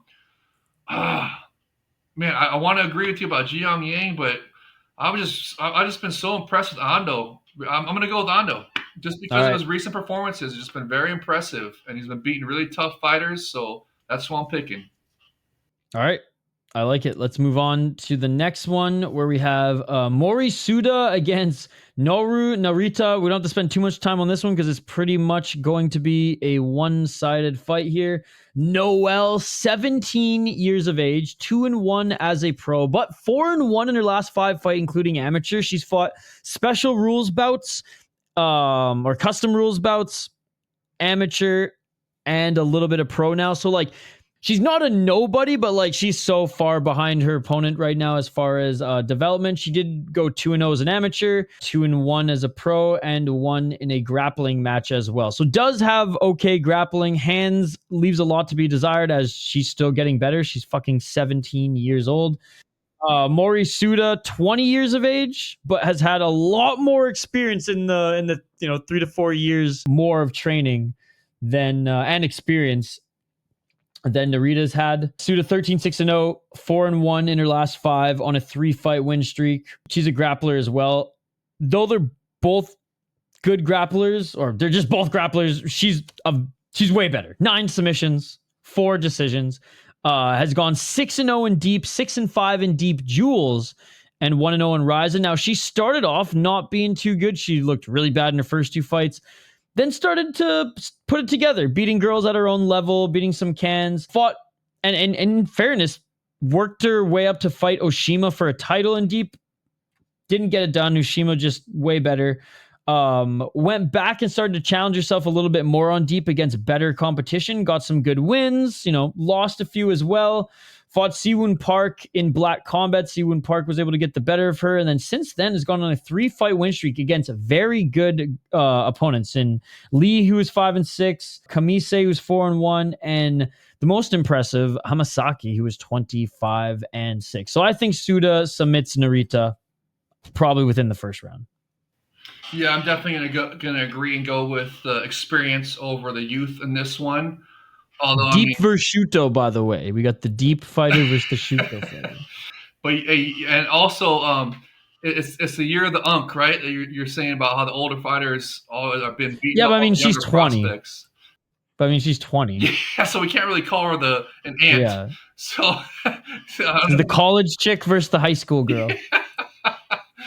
So, but I'm definitely going with experience here. I think, Suda. Is this Noelle's first big stage bout on RIZIN? I think it is, right? Yeah. Yeah, she's only fought Shuto before. So I mean, usually when it's their first big stage bout, they got some big stage jitters. I mean, I know RIZIN Prince Akimoto really, dispelled those by just showing out in his big stage performance in RIZIN. So maybe Noelle will do the same thing here, but I don't think so. I agree with you. I think Suda is going to win this one, but based on their experience.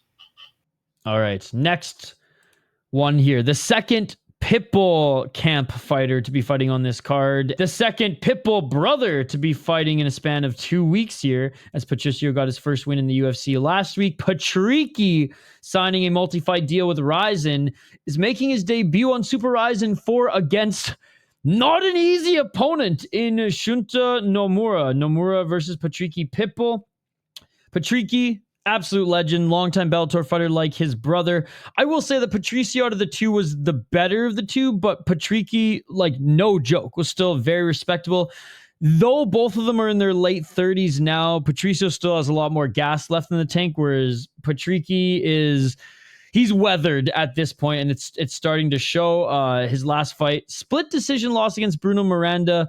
Good performance given where he's at in his career right now. Had a very good first round against Clay Collard, and then got beat up pretty bad. Had a good first round against Chablis, and then, he's got one fast-paced war round left in him, and then there's nothing after that. Not even like a little bit after that. So it's going to be interesting to see if he fights that same Pitbull pace, which is a 1-round pace and then gas at this stage in his career, or, try to put it all together in his debut and start to dig his toe in and maybe even, try to fight for a title in RIZIN before he retires. But he's only got 1 win in his last 4 fights, and that was against Roberto de Souza, Satoshi, which was amazing, just picking apart his legs there, which that win has aged. But remember, the caveat of that one is that Satoshi was taking that fight on literally days' notice. I think it was but like you 2 don't days. care about tops. caveats because you always say Suzuki knocked out Pitbull, and Pitbull took that fight on 24 hours notice too. So like, you can't be the caveat guy. Both Suzuki and Pitbull took that fight on 24 hours notice. Yeah, but one flew to Japan up a weight class and was not in fight ready. You know, No, he was already in Japan for his brother, and because remember his brother was part of the Grand Prix for that I'm Bellator gonna card. look. I'm the one who derailed the train here, but I just to me that's you weigh that fight so much more for Suzuki than I think the rest of the world. People had no idea he would fight at all, being the older fighter who needs a little bit more time. I just think that like. But same as Suzuki though. Suzuki didn't know. They both did not know that they were going to be fighting. They Way more set up fresh, to save up the card. Younger, way more. You know what I mean? Like, well, I mean that's all it was, is that he had the youth on him, youth and the striking, obviously, because he was kickboxing crossover. But I just don't buy it that Pitbull had lesser notice than, because they both got the notice at the same time. Pitbull was already in Japan with cornering his brother. So it was not like, I would honestly wager that like Suzuki had more notice because it's in Japan. Barra probably was like, if something fucks up, you're going in. But don't tell. no, it's not. That's not what happened though. It was a total. They got the call to save the card because AJ McKee got staph infection. No, I guess. I guess that we'll agree to disagree. I don't value that win much at all for Suzuki. Which I'd have to say, and I kind of apply the same here, though this aged well, I don't really value this much for Satoshi. It was interesting that he beat him with leg kicks. I thought that like Satoshi probably would have submitted him, or Pitbull would have grounded, in trying to submit Pitbull, Patricky would have maybe gotten like ground and pound and just like tired him out that way. I was surprised that he beat him with the leg kicks, but it just showed that he still has that in his arsenal. But other than that, man, like the best of Patricky is far behind us. 17 KO TKOs, 1 submission, 7 decisions. Like I said, 16-10 in Bellator. Had those Bellator versus RIZIN events, which he did pretty good, going 2-1. And then didn't do that well in the PFL as we just saw. But I thought he got robbed in the PFL a couple times, but well, I mean, he got knocked out once, so couldn't have been robbed. And then Bruno Miranda, that one. He won the first round, and I think he handedly lost the two. It just seemed like it was kind of like, because they didn't really they gave him Shabali and then collared back to back. I mean, that's kind of suspect matchmaking right there, but whatever. It's fine, but also we cannot argue, J Wolf, that he's not past his prime. No, he's definitely past his prime. But also you got to factor in, he does have the Epic RIZIN experience. He has fought in the Epic RIZIN before, and he has shown that he knows the assignment. He's been training. He's been training soccer kicks. Exactly, he's been training, dude. And he has a grounded kick finish before. Yep. I mean, he's. I mean, like you said, that's why. That's one of the reasons why he signed. That's one of the reasons why he signed. Familiarity. He likes the rule set. He still likes to go to war. Having said that, if he tries to go to war with Shinta Nomura, he's going to lose. Dude, Nomura is legit. 27 years of age, 9-2 as a pro, 4-1 in his last 5 fights on a 4-fight win streak, 4 knockouts, 5 decisions. His only 2 losses have been via decision. So he's never been submitted. He's never been knocked out. He went 6-1 in deep. He won the deep title against a really good opponent in Ito. He just beat Gustavo, technical decision, but like I picked Gustavo to beat him. I thought Gustavo was going to maybe halt that train a little bit, but no, he looked better than Gustavo. Gustavo had his moments, don't get me wrong, but he looked better and more dangerous than Gustavo in that entire fight. He beat Izumi and winning the title against Ito, by the way. He avenged his first loss to Ito, and his only other loss was in his second pro fight to Sho Patrick Usami, who's a solid fighter as well. I think Nomura is too durable, too young, too powerful to allow Patricky to beat him. I think Patricky has a good first round as he has been showing. I think Nomura probably either knocks him out or beats him up in the second and third round. Yeah. And it's This is a tough fight to give Patricky in his first RIZIN fight. This is like giving him the UFC treatment. Well, you know what they're doing? They're doing it because if Patricky wins here, then they can justify doing the rematch with Satoshi. That's a really good point. Yeah. So that's why they're doing that, and then also with Nomura, you know, he could get a title shot off after, right? Because he's beating the guy that beat Satoshi. Yeah. Right. So it's like that's why they're matching up like. I'm that. all right. I like it then. I like it. I like that point to it. It still just seems. Whew. Yeah, you know, it's a tough fight for Patricky. Now I'm picking Nomura, but I want. Yeah, Patricky me too. but I want Pitbull to win here, definitely, because I want to see that rematch with Satoshi, and they'll probably do it eventually. But I just think that I love how Patricky embraces a superior rule set, and you know, and just violence. He's embraced his violence. I mean, and he look, like you said, he's got that first round. So if he can rock Nomura, he's gonna do a badass stomp KO or a grounded kick KO, and he could get it done. I mean, there is definitely the possibility, but if he can't get it done in that first round, it's gonna be Nomura all night, 100%. So but it's gonna be a banger either way, especially for the first round. It's gonna be a banger, and you know why the matchup was made, because the winner is probably gonna face Satoshi, and either way, it's a good result like that. So. Let's be honest. Satoshi beats them both. Probably Nomura gives Satoshi more issues. 100%. Like I said, the only reason Patricky beat Satoshi is because Satoshi just got off the couch on like a day or two notice. So and just like refused to check a leg kick. It was just such a weird it was just such a weird way to lose for him. I thought he would, like I said, would try to go for the takedown to like do what he does best and get beat that way. Maybe eat a knee or something, but just spamming leg kicks. It was interesting. But you know, props to him for stepping up on a day notice to save that card. I'll say this: Patricio, like when he stepped up, he at least came to fight. Like him and Suzuki came to fight. It didn't seem like Satoshi came to fight in that one. Yeah. I mean, Patricio had like a week or two notice and also. You know, the problem with him is that he overlooked Chihiro. Chihiro had not really, you know, like I forget, I don't know what the word is, but he's not really like appeared on the scene yet, like to where people like was known yet. So he was just looked at as like going to be an easy walkthrough for Patricio, and then Patricio just underestimated him, and then just Chihiro just did his thing, and just that was my upset of the year, knockout of the year, everything. That was sensational. I absolutely loved it. So we need to see it again before Patricio's gone. Yeah, well, it's like I was giving Drew shit about it the other day, saying, hey, bet you wish you had that rematch now. Yeah, because unfortunately he's locked in with the UFC till he retires.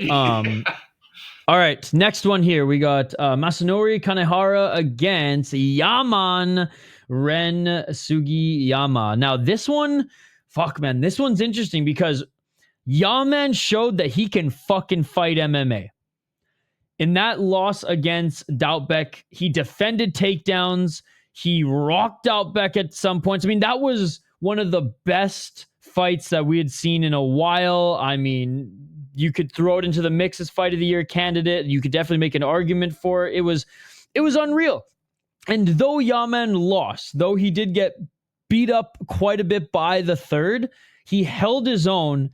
And not only that, like he hurt Doubtbeck on the feet and he forced Doubtbeck to try to wrestle him, where Yaman actually had, dare I say, as much or more success keeping him on the feet as Suzuki did.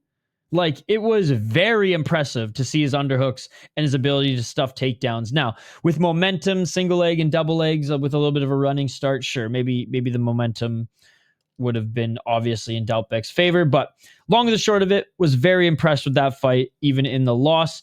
We know Yaman can strike. We know he's got power. We know he's game to brawl, fight. He's got good leg kicks. He's got good just like striking awareness. Now that he's got some takedown defense, I am way less bullish on Kanehara than I was when I first saw this announced, right? The more I kind of thought about it, the more I watched back Yaman's last 2 fights, the more I watched Kanehara's last few fights, where he's been falling in love with his striking ability as well, despite him probably being the better grappler. It's almost like he uses his grappling as his second trick in the book. And he got brutally knocked out by Suzuki. Now, that was a year ago. Yaman 6 months ago against the Dalbeck fight. They've each recovered, which is great. Oh man, Kanehara, he's a legend. 31, 15, and 1. 11 KO TKOs, 11 submissions, 9 decisions, has fought everywhere. The UFC, K1, RIZIN, Sengoku Raiden Championship. He beat Kleber recently, which was awesome. His win streak here, Ashida, Majima, Yamamoto, and Kleber. What a win streak after losing to Victor Henry in RIZIN. I mean, what an absolute win streak there. I loved it. Earned his title shot for sure. Lost to the better striker. But again, he was falling in love with his striking. And he was fighting some Muay Thai as well a few years back. His base is wrestling, or his base is grappling, and we know that is how he's likely going to beat Yaman, because if he just decides to strike, the former Rise kickboxer, he's probably going to lose. Like, I don't care how much striking experience you've had in mixed martial arts. Like, if you're going to fight Yaman on the feet, especially after we just saw what he did fighting with Dalbeck, you're probably going to lose at this point in your career, especially into your 40s now. Not like 38, 39 Pitbull brothers. Like, you are in your 40s now. I guess the only thing I'm overlooking is Yaman did fight Trinidad. I totally forgot about it. He did fight Trinidad and got knocked out in March. This is where it makes it hard for me to pick, because Yaman, with actually 6 months away from fighting competition, not just mixed martial arts, after that Dalbeck fight, I think is ready and would probably beat Kanehara, and I'd pick him a little bit more confidently. But the fact that he got knocked out in March, man. Also remember, this is the year of the Unk, like you're saying. So I know. I'm going to go with Kanehara. Nice. I'm going with Kanehara. I think Kanehara submits him. It very well could happen, but I am definitely rooting for Yaman, the action fighter. I mean, and Kanehara, Chihiro Suzuki showed the blueprint of how to beat Kanehara for a striker. So, like you're saying, Yaman has definitely improved in his grappling, impressively so. And that fight with Dalbeck, definitely fight of the year candidate. Incredible performance from Yaman. Definitely a fan favorite. So I want Yaman to win. I'm just scared that he might get clipped as well, and Kanehara will take him to the ground, because like Trinidad is very good. But that was open. He was finger. not ready. That was open finger or small glove kickboxing. That wasn't like. Well, even worse. No, but seriously, even that's what I'm saying. What I'm saying is he's taken too much damage in the last 8 months. I see. 6 months with the Dalbeck fight, and then got knocked out in March, right? Like, is he ready? Because Kanehara, like, look, if it's a straight striking match and they're both full healthy in the camp, whatever, Kanehara probably loses. But like, it's not like he doesn't have any striking at all, and that like he could rock Yaman to get his entries too. So like that's why I'm so on the fence, is because like, is his chin back? Well, that's what we're gonna find out here, and yeah, like the thing, what's the factor for me is that, like you were saying, it's the year of the Unk. So maybe Unk gets it done here and Kanehara gets it. But I mean, I want Yaman to win this, because I like Yaman. He's a rising star. I like him too, and I'd like him to win, but I'm not picking with my heart on this one. Okay, you're picking with your head. I'm gonna pick with my heart. I'm picking Yaman. I think he's gonna get done just like Chihiro laid the blueprint how to beat Kanehara for a striker, and Yaman follows that blueprint, gets it done, hopefully by superior rule set. Hell yeah. All right, first of 2 title fights, featured fight on the card, we have Seika Izawa.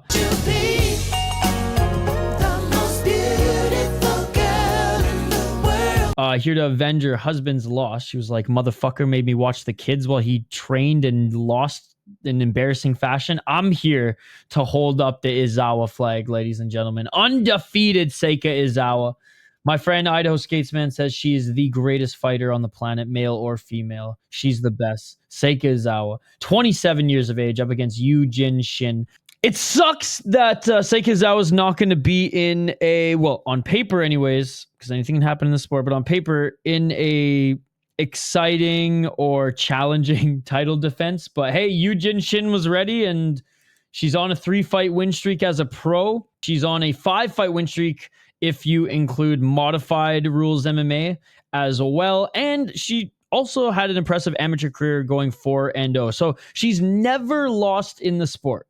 She had a no contest in her last fight, but she's never lost in the sport. Went undefeated as an amateur and now undefeated as a pro and modified rules MMA. So what was the no contest for? Oh, how did that become a no contest for a neck crank? That should be a submission win, or I don't know. That was about right before this one, so it'll be interesting to know. It was back in December though, so there was some time. But like I said, like sure. Even though she's only 3-0 as a pro, RIZIN will probably announce her as 5-0. They don't care about the modified rules stuff. I mean, they employ Khabib rules in some of their fights as well. I say Khabib because Khabib Nurmagomedov has like not a real record because of the modified rules, but we somehow treat it as a real record. But anyways, I digress.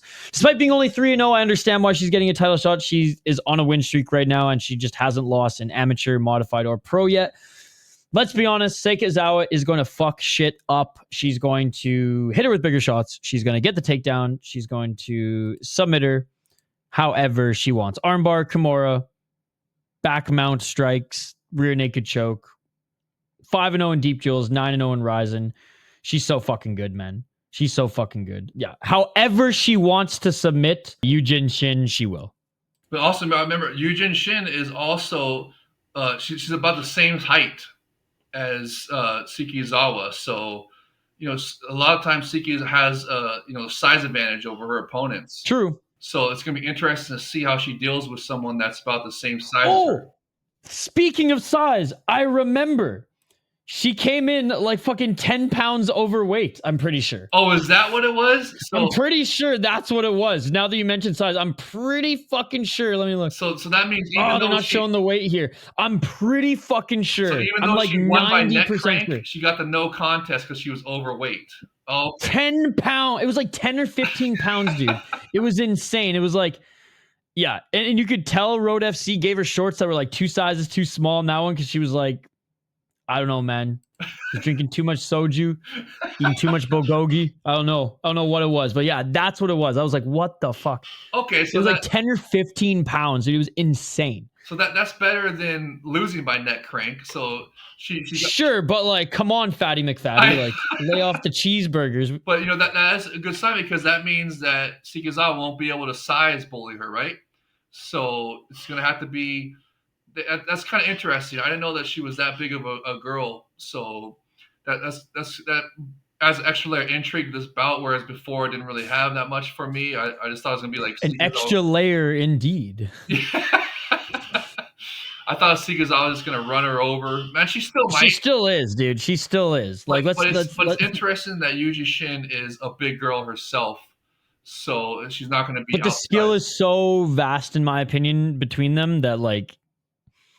You know. Yeah, and this was supposed to be Sika versus Reina. That's a super fight they've been building into for a long time, but Reina's still recovering from orbital injury from her last fight. So hopefully that gets made later on this year, probably New Year's, and then after that, Sika very well may be going to the UFC.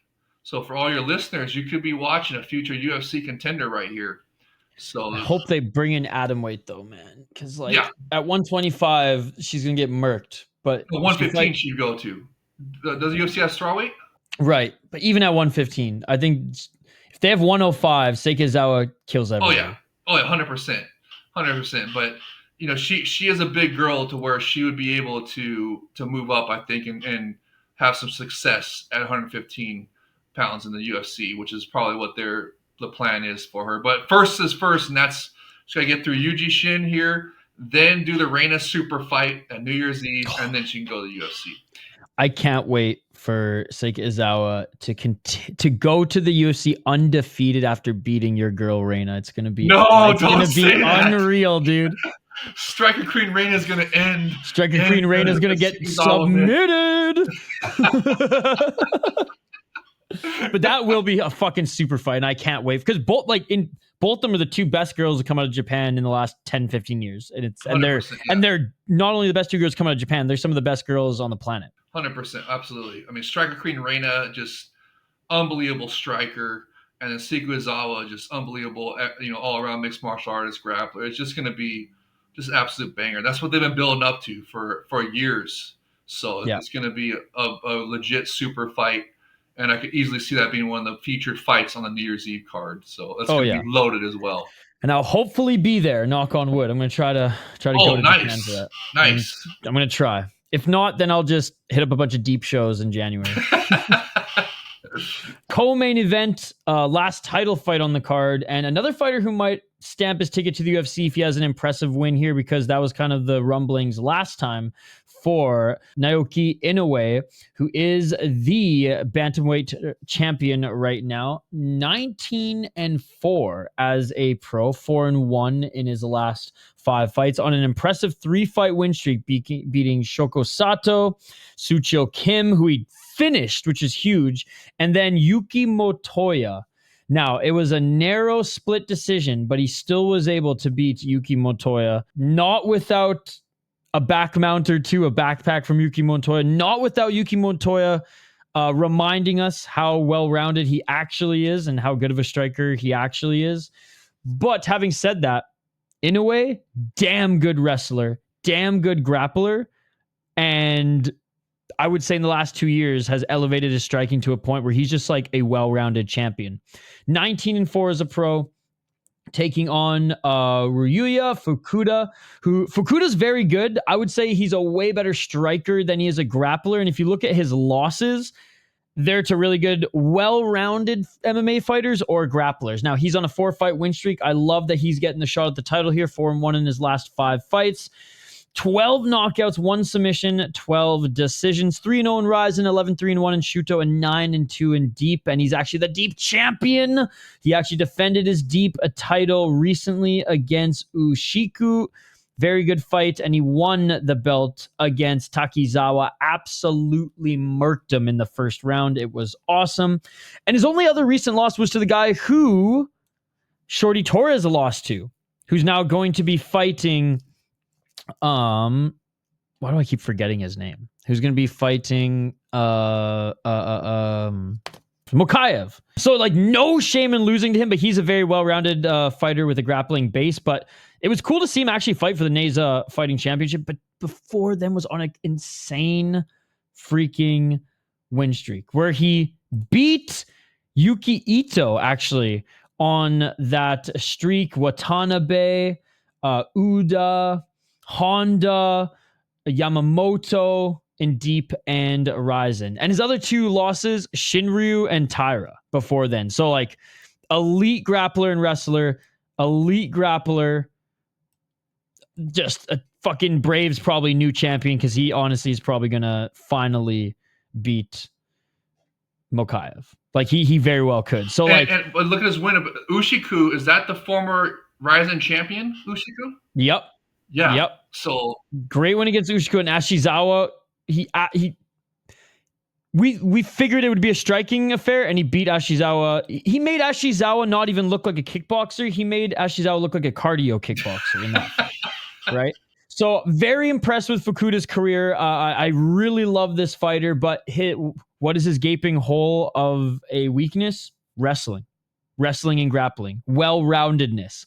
What is Inoue? He is just that. So I think Inoue doesn't even really entertain much of a striking match unless he has to. I think he tries to take this to the ground and pound, try to land some grounded knees, and look for the submission. Yeah, I agree 100%. That's probably what's going to happen. Is Inoue is the definitely better wrestler, grappler, and Fukuda is definitely more of a striker, just like you said. So that's probably what's going to happen. Is Inoue is just going to take him down, try to grind out a decision, or get the submission victory. But I hope we see some knees. I hope we get him into like half guard and Inoue just lands some devastating. That would be fantastic. I sure hope that happens. But also on the flip side of that coin, I'm hoping Fukuda has good enough defensive grappling and defensive wrestling takedown defense to where he keep to the feet and we can see some striking out of him to see what Inoue can do. And if he can keep it on the feet, Fukuda's got a good chance to win this. So it's pretty good. It's a pretty good bantamweight title matchup here. And basically, the winner of this is got to be fighting Danny Sabatello soon. I mean, if you've seen Danny Sabatello's Twitter account, he's just calling out everybody, saying "fuck you" to everybody. I'm gonna fight everybody, and just dude, I love that guy. No, and you know what? For me, Danny Sabatello and Bellator just pissed me off because he was like all talk or all bark, no bite. But like he had an awesome performance in his first RIZIN. Incredible. The birth of a new mythical fighter. K1 Sabatello, dude. What? Yeah, geez. That is awesome. Yeah, I think Ann's still in a way here, but Fukuda, a great challenger, and I'm very excited for that one. Yeah, it's good to see them reward Fukuda for his recent win streak. Absolutely. The rematch that we didn't know we needed, but are getting. Mikio Asakura comes out of retirement to beat Chihiro Suzuki, a bruised and battered Chihiro Suzuki, 2 months ago. Well, and you were so right about that, bro. You called that. You called that on the preview show and everything. I was sitting there going, no, Chihiro's, he's young enough, it won't matter. But dude, you were so right. A war's a war, man. A chin's a chin. We're all human, right? Oh, dude, 100%. So Kleber coming off a rare loss. He went 3-2 in his last 5 fights. Losing to Shad Dulaev. No shame in that. I mean, it's just proving that Shad Dulaev is that guy. He can outstrike the best strikers. He can outgrapple the best grapplers. He is that guy, and he's still so young. So no shame in that. Before then, was on an impressive 3-fight win streak where he beat Suzuki again, Juan Archuleta, as well as Saito. Before then, losing to Kanehara, which I was impressed. Kanehara still showed that he had gas left in the tank. The former KSW fighter and long-time RIZIN fighter now is nearing the end of his career. Not that he's like going to retire in like a year or two, but like I think Kleber's over the hump, and now it's just going to be interesting to see him fight younger guys. Lucky for him, he doesn't have to fight a younger guy in this one. He gets to rematch Mikio Asakura, whom he beat back in 2021 in the second round via triangle choke. Mikuru, A, has fought him before, and B, just understands that if you go to the ground with Kleber, he's going to submit you, right? That's unless your grappling is at even close to the same level and you know all of his tricks, you're not going to be able to swim in that water. So I truly think Mikuru's going to just try to keep this on the feet to the best of his abilities, even if it means that this is not going to be that much of an entertaining fight until we see the finish, because I just envision Mikuru just keeping those underhooks like ready and sprawling a lot. And as soon as Kleber grabs the body, going like right to fight the hands. Like I think Mikuru is going to be more timid in this one. It's either going to go two ways. It's going to go Mikuru just bum rushing him, trying to get him out early, or Kleber fainting, trying to find his entry and eventually finding it. Now, it might not be until the third round if Mikuru's been dialed and really putting together a game plan here to neutralize that. But I think eventually Kleber will find the submission. So I am picking Kleber to win, but Mikio Asakura, the older brother of the Asakura brothers, 18-5 as a pro, one of the owners of Japanese Top Team, the promoter of the Mighty Breaking Down, 9 KO TKOs, 1 submission, 8 decision. Now he's only lost twice via submission, but again, one of those was to Kleber. He seemed pretty chinny after that Ren fight, where I know it was disclosed that Ren wasn't on the steroids. That just means that Ren was on the steroids. But took a year off, came back, looked great again against a compromised Suzuki. I get it, but still looked good in that one. Was able to take some of those shots. So, and I don't think his chin is going to be the thing that's tested here. Now, one thing that the Boys of the Wheel RIZIN podcast did highlight, and I went back and watched, Kleber looked good on the feet in their first fight in the first round. He didn't look like he was a fish out of water. So Kleber's obviously developed a lot more since then. So this fight could go in so many different directions, but I'm going to stick with how I think the story is going to be written, and I still think that's going to be a Kleber submission. What say you?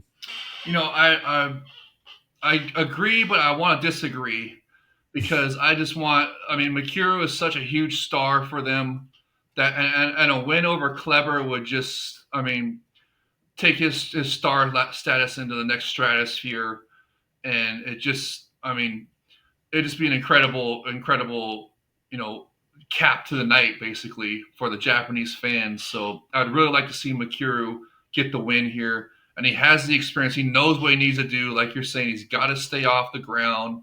I mean, and the blueprint was there from Patricio Pitbull when he beat Kleber by, you know, just leg kicking him and staying at distance and you know, racking up the points and not engaging on the ground. I mean, that's what we wanted Chihiro to do against him. And Chihiro just decided for whatever reason to go to the ground with him. So, which was obviously, and you can't do that. Kleber is one of the best Brazilian Jiu-Jitsu fighters in the game, especially for the lighter weight divisions. And you cannot go to the ground with this guy or he'll submit you. So that is absolutely the game plan. You're 100% right. Mikio's got to keep it on the feet, and he knows that.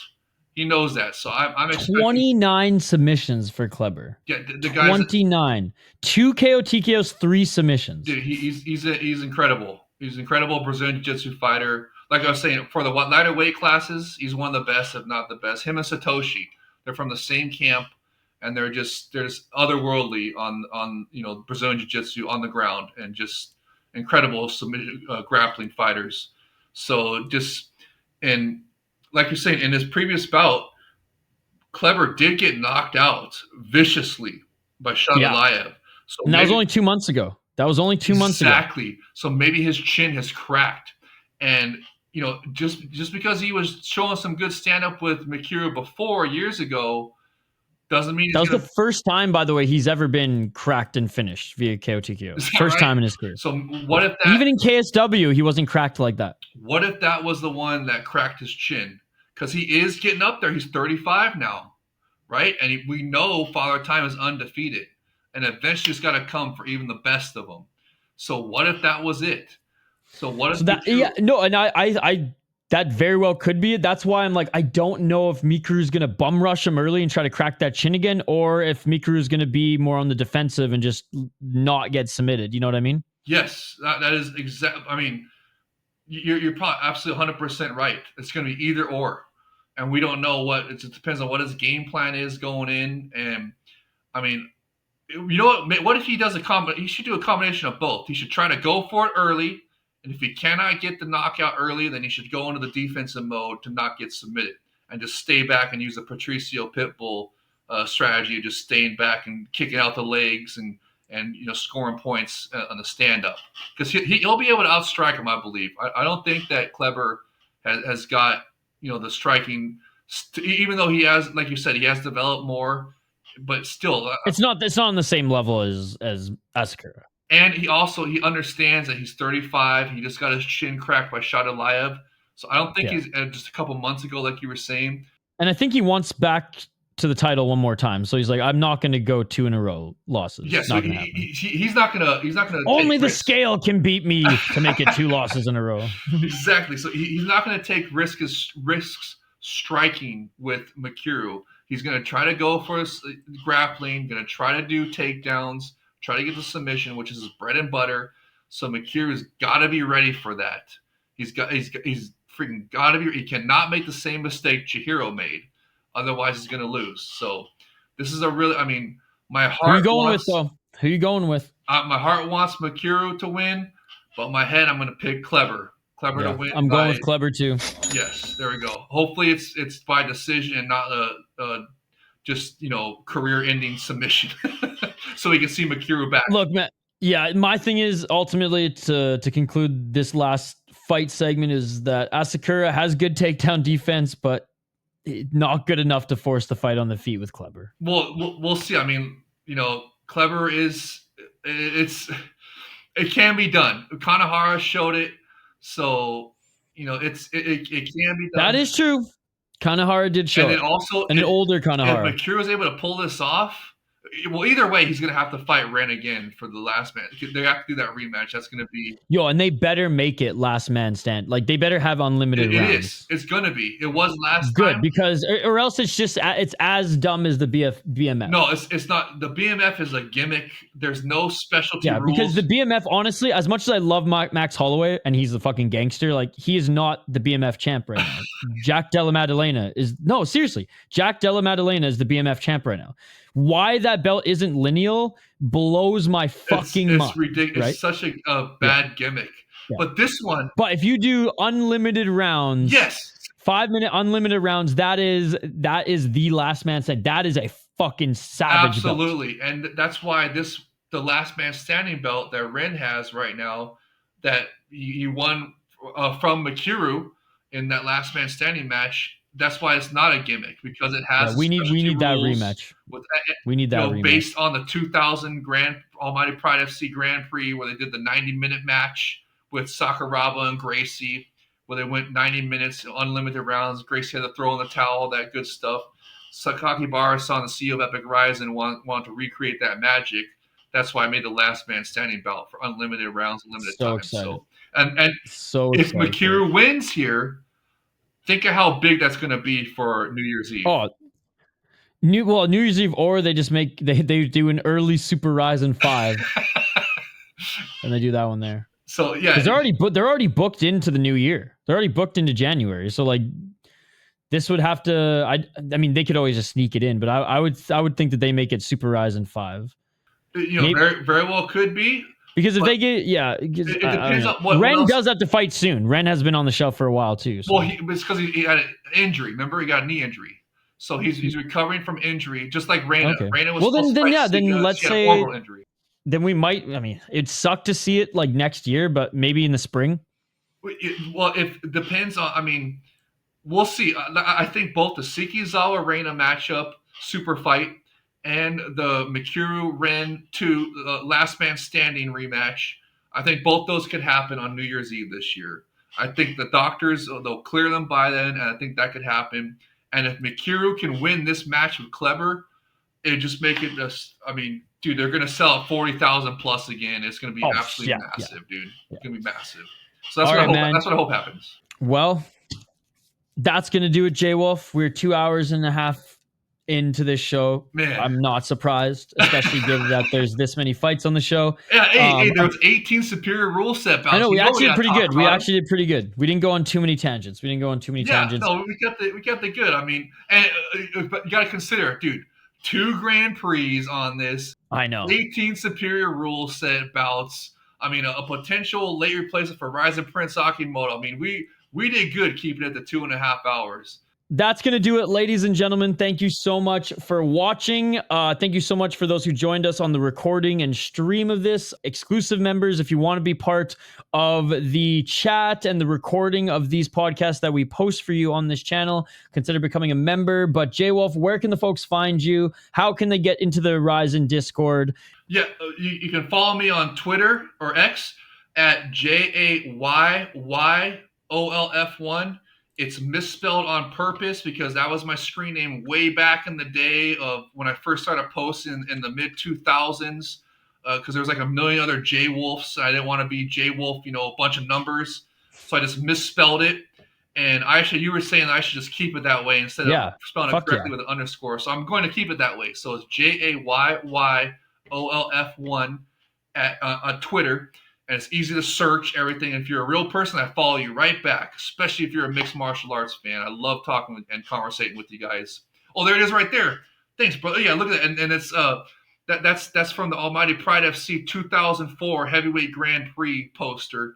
Arguably the best poster, and one of the best posters in mixed martial arts history. That's Fader with his glove with the butterfly on it, and just fantastic.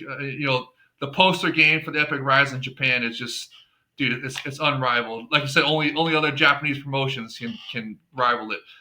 And also, like I said, on the RIZIN FF fans Discord, check us out on Discord. Search for, we're probably the only RIZIN fans Discord there. It's a lot of fun. Aisha's in there. We got a bunch of people in there that you guys will know. Just, the We Are RIZIN podcast bros are in there. They run it, and it's just it's so much fun. We watch live fights in there. We can comment and stuff on live fights, and then you can do whatever you want in there. The only two rules are it's a Wild West in there.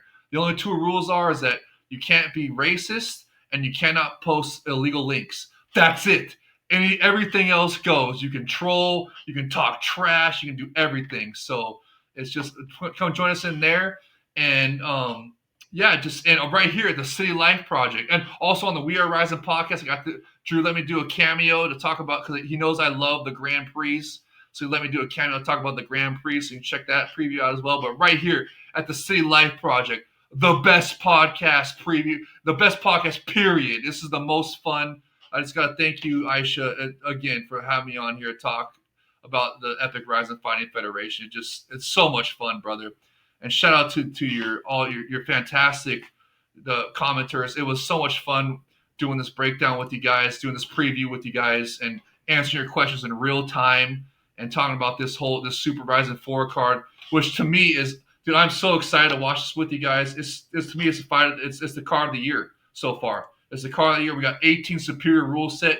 With that many superior rule set fights, dude, we have got to see some superior rule set action. We're seeing some heads being kicked into the audience, ladies and gentlemen. Heads are going to be flying into the 5th row on this card, baby. It's going to be so awesome. Hell yeah. So just shout out to everybody. City Life Project fam, you, Aisha, everybody. I mean, it's just a lot of fun. So I really appreciate y'all. Well, thank you all for joining. We'll definitely do more of these recordings on membership streams moving forward. For everybody watching, like and subscribe. Enjoy the show. And J Wolf, last word goes to you.